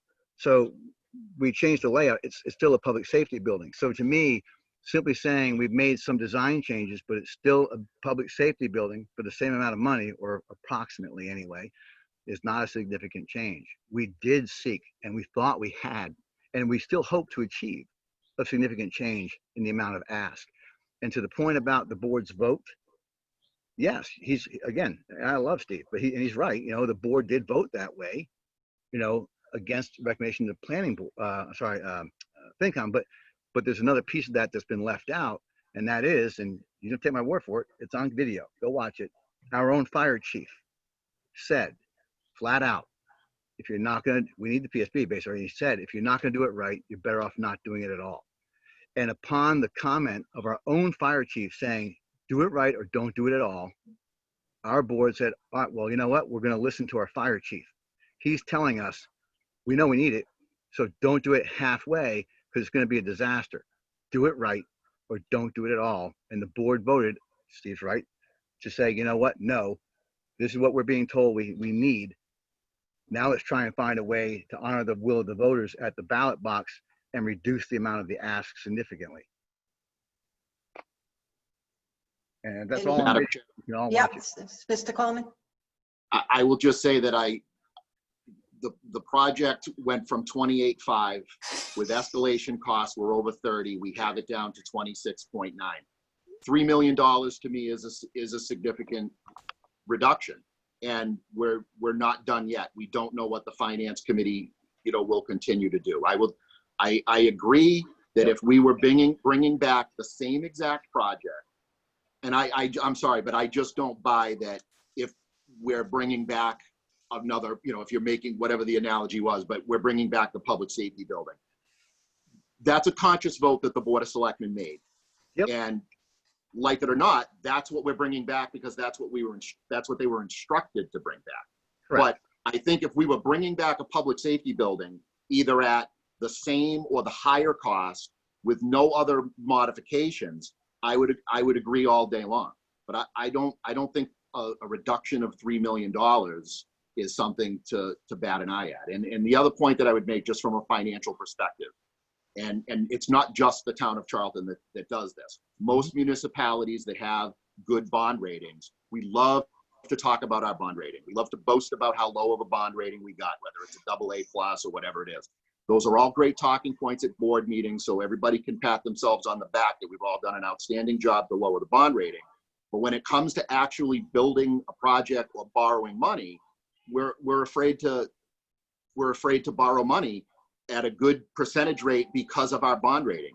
If we're never going to borrow money and we're never going to take that leap to do projects, then why, I guess the rhetorical question that I have is, why do we work so hard during the year to keep operating budgets as lean as we are and all of the other good financial decisions that are made to have an outstanding bond rating if we're never going to borrow money? Thank you. Okay. Before I open it up to the public, what I'd like to add, again, being the chair, I said I'd go last. And There's a through few the things. chair? Yeah, Noreen? Yes. Oh, I'm sorry. Yes, I said that. I'm sorry. Capital Campaign Co-Chair Noreen Johnson-Smith, please. That's okay. I don't want to interrupt your train of thought. I can come Nope. back if you'd like to complete it. Nope. Yeah, please. Okay. You have the floor, Noreen. Through the chair, first of all, as a citizen in this town and a voter, I will just say, purely as a voter, I don't appreciate being painted with a broad brush and having assumptions made about why I voted a certain way in response to the last available public vote that was taken. like one of the finance committee members who spoke earlier, I too voted against the initial financing proposal for the public safety building. And I did so after voting for the public safety building, because the time lag in between those two votes, there was tremendous misinformation.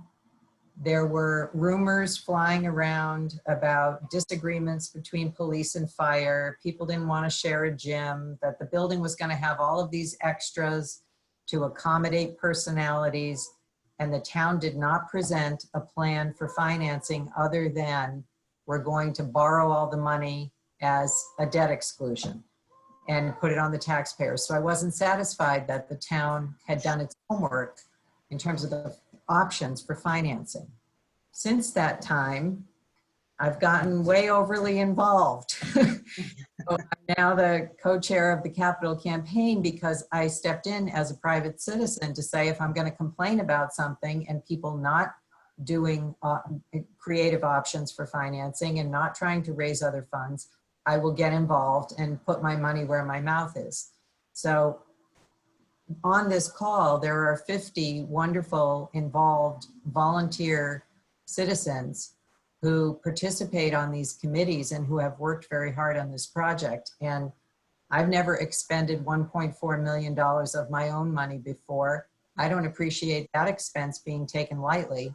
I think there's a responsibility from the leadership in this town, which is the Board of Selectmen, to be responsible with the dollars that we have entrusted to you. And that includes the 1.4 million that's already been allocated to this project.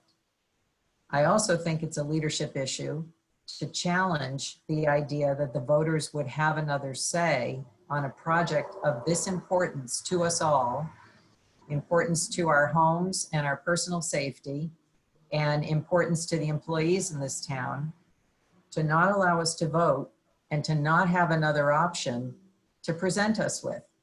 It's one thing to say, gee, we're not going to vote again on a debt exclusion because we have this plan for raising taxes to cover the cost. But there is no plan. The best option, in fact, after analysis, is a debt exclusion in terms of the cost to the taxpayers. And that is me, and that's everybody else that's on this meeting right now, and lots of people who will be watching later. So I think the leadership of our town owes it to us, the voters, to give us an opportunity to vote on this.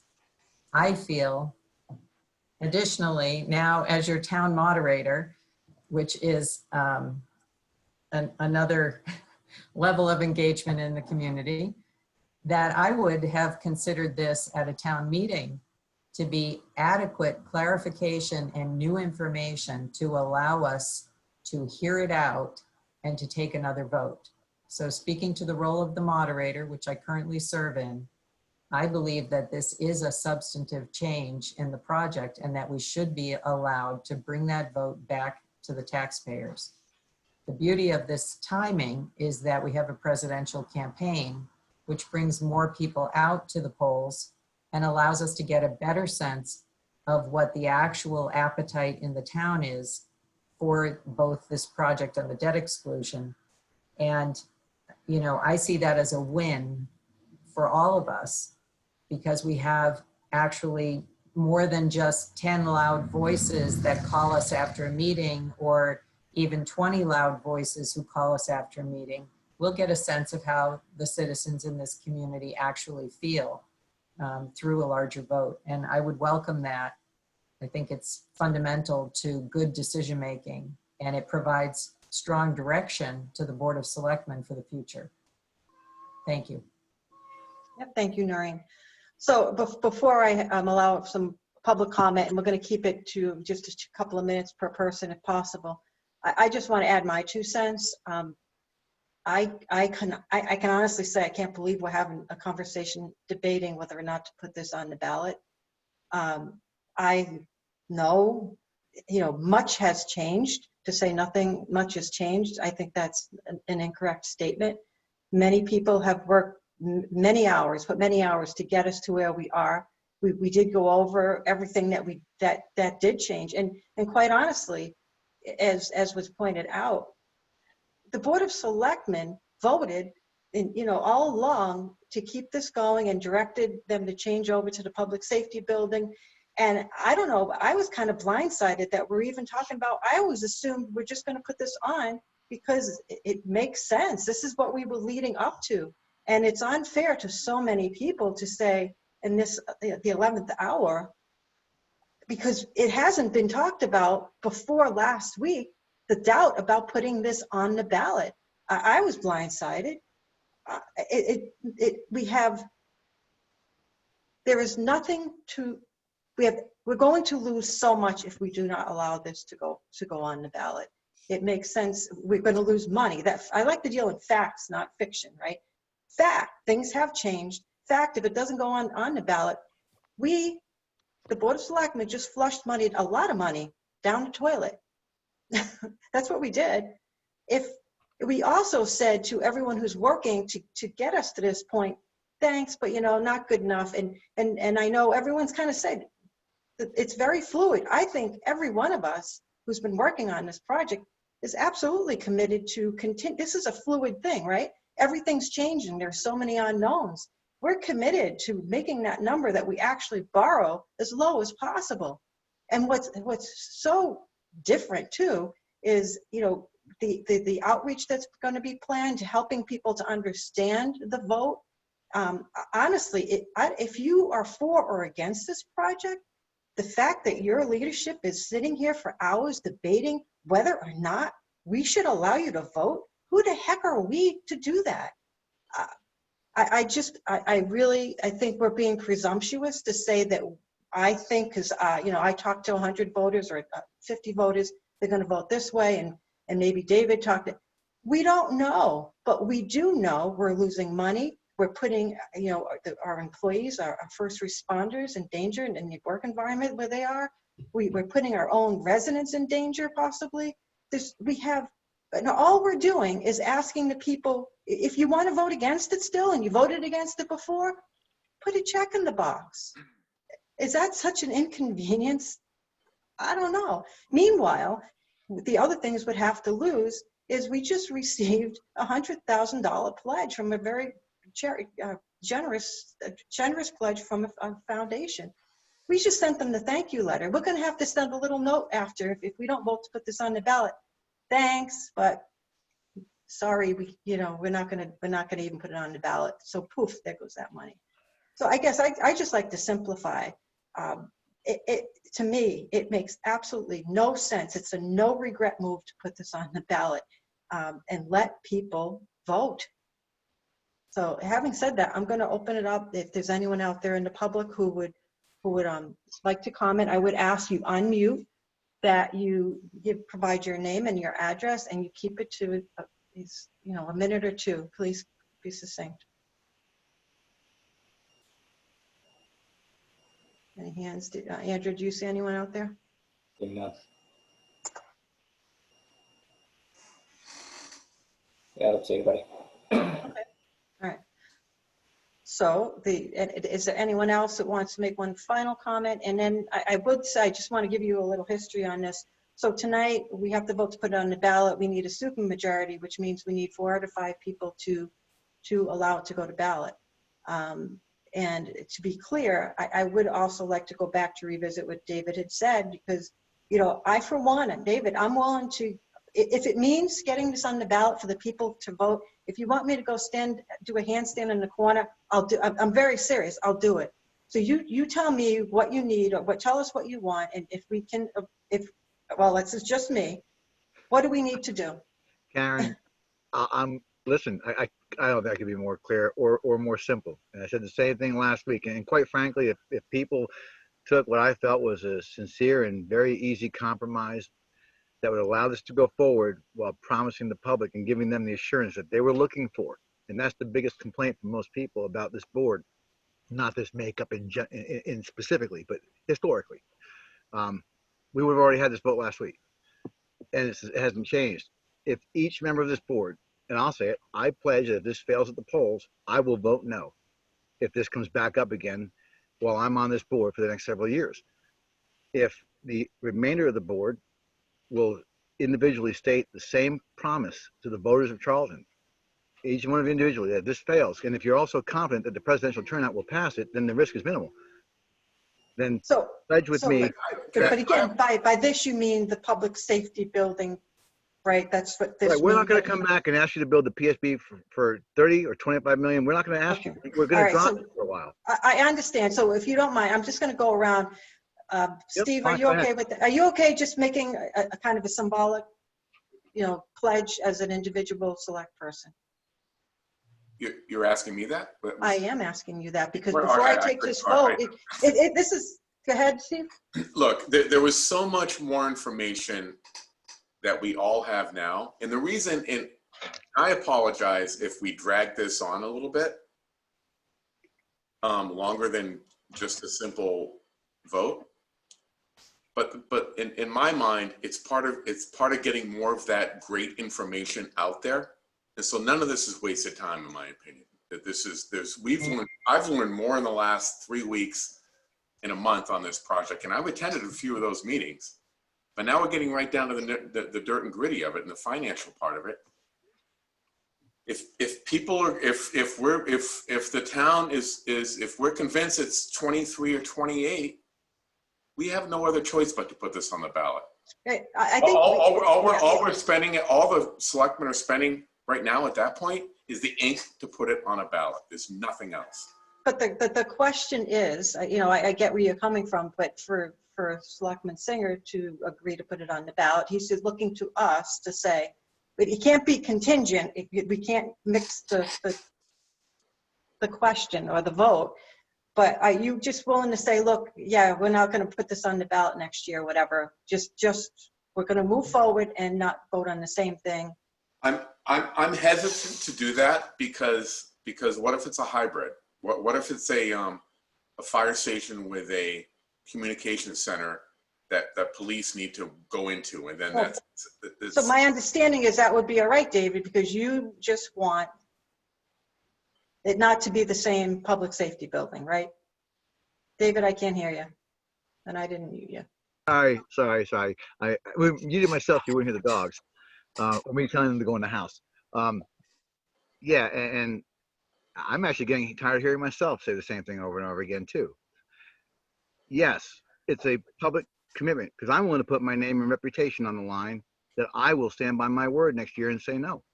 And I'm simply asking everyone else, if this fails at the polls, because everyone's so confident that it's going to pass, that if it fails at the polls and we get asked to do another public safety building next year, you're going to say no. Now, if they come back and say, all right, listen, the fire's collapsing, we know the taxpayers don't want this, let's just do a $22 million fire department. And we understand we're going to have bigger problems, but this is what the voters want.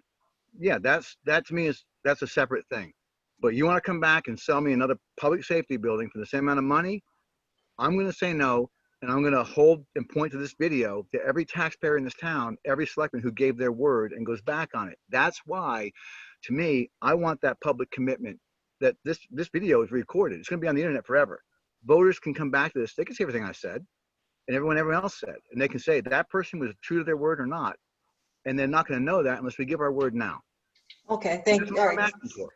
So David, thank you. Steve, I think you understand now. Bill, I'd like to ask what your feelings are on this. Again, understanding we need 4 votes to get it on the ballot, Bill, and we're not doing the official vote yet. But let's work this. This is significant, serious consequences if we don't put this on the ballot. And the only final comments I'll make on this is, first of all, I have no problem backing Selectman Singer's thing, or that I won't back another public safety building like this. I mean, to Steve Coleman's question, I mean, or just in general, I would consider a public safety building completely distinct from a fire department proposal in the future. So Steve, I think kind of to your question. However, my last comment I'm going to make on this is the same comment, because I've been consistent throughout. Yes, you have. I will give you that. That the argument many of us, if not all of us, have made is that town meeting approved the money.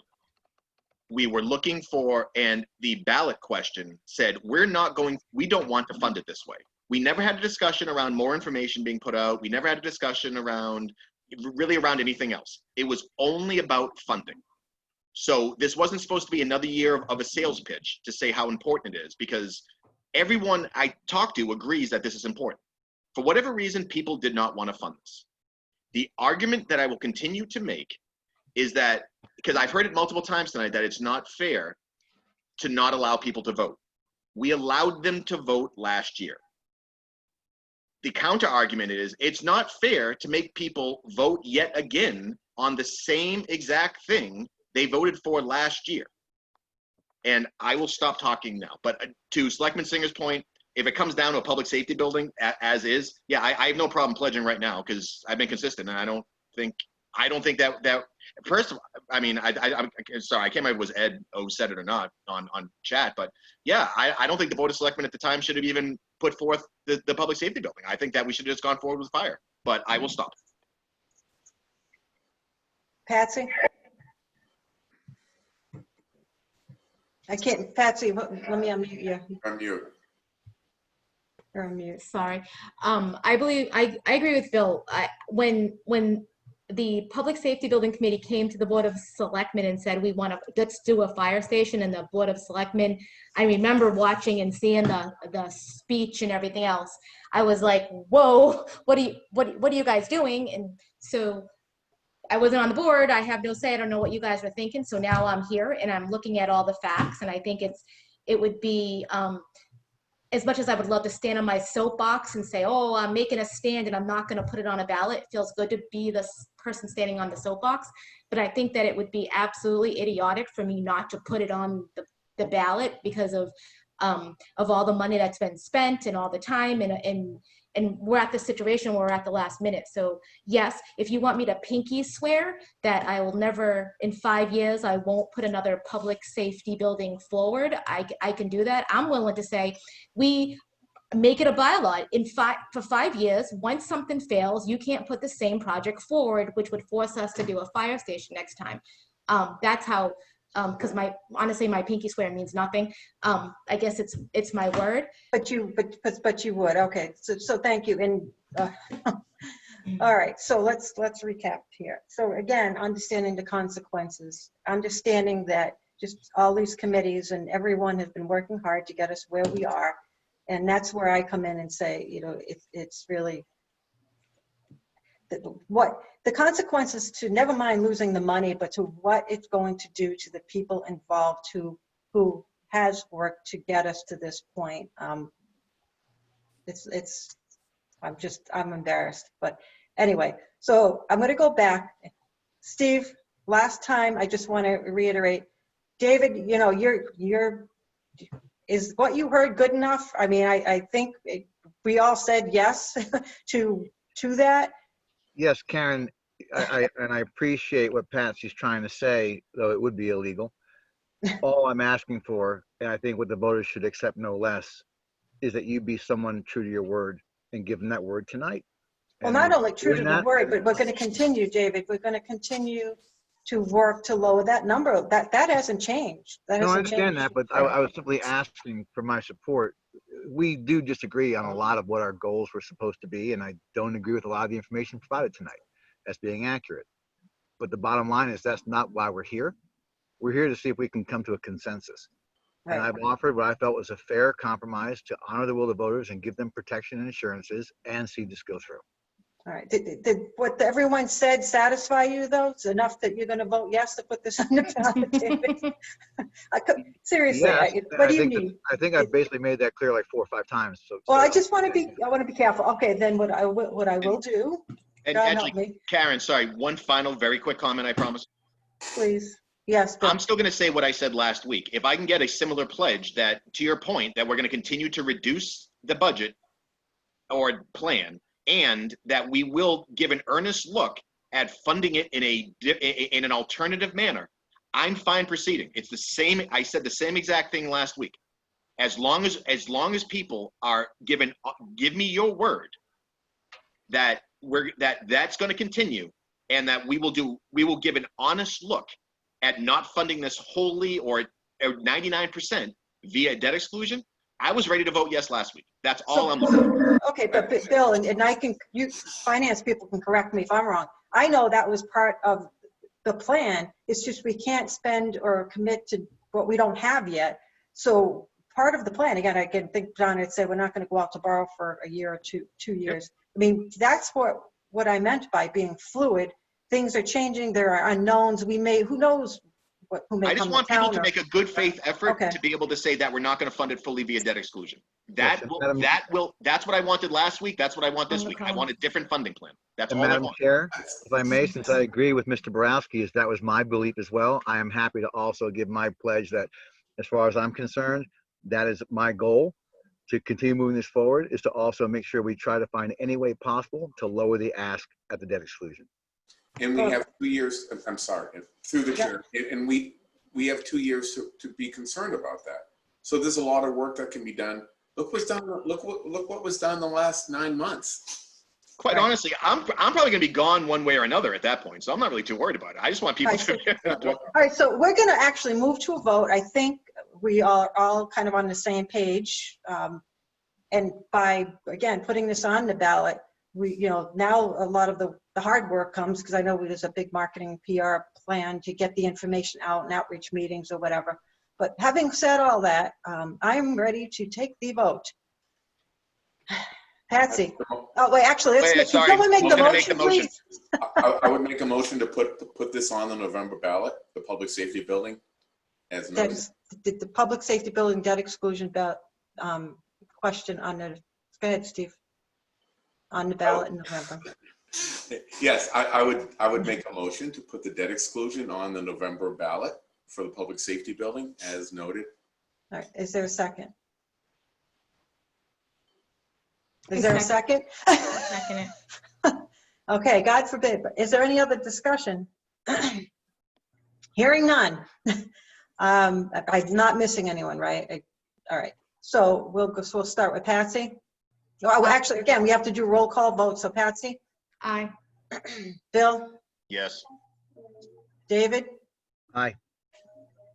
Steve? Aye. I vote aye. It's unanimous. Thank you, everyone, very much. It's appreciated. All right. Well, now, Hank, did you have anything else? No, Because we're I going to just- move on. I don't know if you needed to do any of your business, but we're going to move on to something you probably are not interested in. Exactly. So I'm going to, from one of my members, Jason is going to make a motion to adjourn our meeting. Make a motion to adjourn. And Keith is going to second it. Second. Oh, John seconded. John, I didn't see you took yourself off of mute. So I have a motion and a second. All those in favor say yes. Yes. Say no. Finance Committee meeting is adjourned. All right. And for those of you who will leave, thank you so much for being here. It's very much appreciated. But we still have another item under new business, and that's the discussion and potential vote on the Economic Development Commission charge. Madam Chair? Yes? Who is that? Ralph Fisk. We need a motion to adjourn our meeting from your meeting. Oh, I'm sorry. That's all right. I'm just trying to get my. I thought they did. Did they not just? Joe, unmute, Joe. Ralph, I'll make the motion to adjourn. Okay, is there a second? I'll second it. Second, okay. No other comments? All those in favor? Joe? Aye. Rob? Aye. And Chief? Aye. And I'll vote aye, unanimous. Thank you. Yep, thank you all for, thanks for zooming in. Thank you, guys. Have a good night. Good night. Any other committees that are on that need to? Hearing none, we'll move forward. So Andrew, do you want to take the number 2 on the new business? Sure. I'm not sure we were. So with the EDC remaining largely dormant over the past few years, and many of the previous applicants not seeking reappointment, I believe it would be beneficial to consider reconstituting the EDC. I think I'm off now, am I? You're still there, Ralph. I'm still there, Dave? I'm hearing. Yep. Oh, man. So I've attached a draft of a board of an EDC charge for your consideration and discussion. And I don't have any significant changes from the last time, but I know that at our last meeting we were discussing if we should have a dedicated EDC director as part of the charge. Karen, through you, wasn't there conversation, or at least in the proposal, around having someone from FinCom on there? Because I don't think anyone from FinCom can be on there. No, it wasn't. No? No. All right, cool. The membership proposed was 1 Board of Selectmen member, 1 Planning Board member, 1 Conservation Commissioner, 1 assessor, a business owner, and 2 residents. All right. I'm fine to move on that as is, but I'd love to table the entire who runs it discussion to some other night when we actually talk around. Well, we all know what we need to talk around, but. I think that was the intention, was it not, though, Andrew? We can handle that at another time. It wasn't specific to a position, and we could always amend the charge. That's really a separate position that would have to be kind of established with the discussion of the planning board. What are the wishes of the entire board? I need to know. I think Bill was, I concur with Bill on what he just said. That's We fine. wait until we. Do we have a consensus? I'm fine with it. Patsy, okay. All right, Andrew, so. Karen, I think Jean Vincent might have her hand up. I didn't hear you, Andrew, I'm sorry. Jean Vincent might have her hand up. Yes, I do. Oh, Jean, I'm sorry, Jean, I'm still learning how to use this. Okay. Jean, I go just ahead. had one question, a couple questions maybe, and I don't know if this is the proper format or time to bring them up. You can let me know if I'm out of line. Okay. You know I will, Jean. What's up? I was just trying to be polite. I was, we're talking about EDC and we're talking about everything, and are you just talking about forming the EDC committee? Is that what you're talking about, or are you actually talking about somebody to be in charge of the EDC or to help direct the EDC committee? I think by Andrew, it's the makeup of the committee, right? That's what we're looking at, reconstituting the makeup. Yep. Okay, and I believed at last week's meeting, Karen, you had mentioned something about how some boards or committees get together and they're within themselves, they figure out who's going to be what and everything. I think the EDC committee should be a little bit more organized than that, considering what the big picture is. Yep. And what could be done, and I'm all for having the planning director be that person to go to. Somebody who's coming into town and thinking about wanting to come into Charlton, they're going to come to the town hall. They're going to start asking questions, and somebody needs to be in that town hall that can help direct them and not be directed to a member of a committee who has another full-time job. They would like their questions answered in a timely fashion and probably want to talk when we can face-to-face with somebody. And I think that the planning director is the person. Okay. No, well, noted, Jean, and as I think you just heard, we're not going to get into that this evening, right, everyone? But we did definitely appreciate your comments. Okay, if when you do get into that far, if I could be part of that conversation as a planning board member, the planning board does not have a problem with our town planner to be that person. And I think his knowledge and actions in the past show that he can handle that very well. And this was one reason why we did hire him, because he does have that knowledge and commitment and knows how to sell a town. Understood. Okay. All right, Andrew, can we are we planning on putting this back on? And I know I've set the agenda with you basically, but at our next meeting on Tuesday? Yeah, that's fine. Okay, so Jean, we're going to put this back on next week, Tuesday. All right, thank you. Have a great night. Through the chair, I just want to kind of make a statement that we've been pushing an EDC decision for, I don't know, a year and a half now, it's been a while since anything has happened.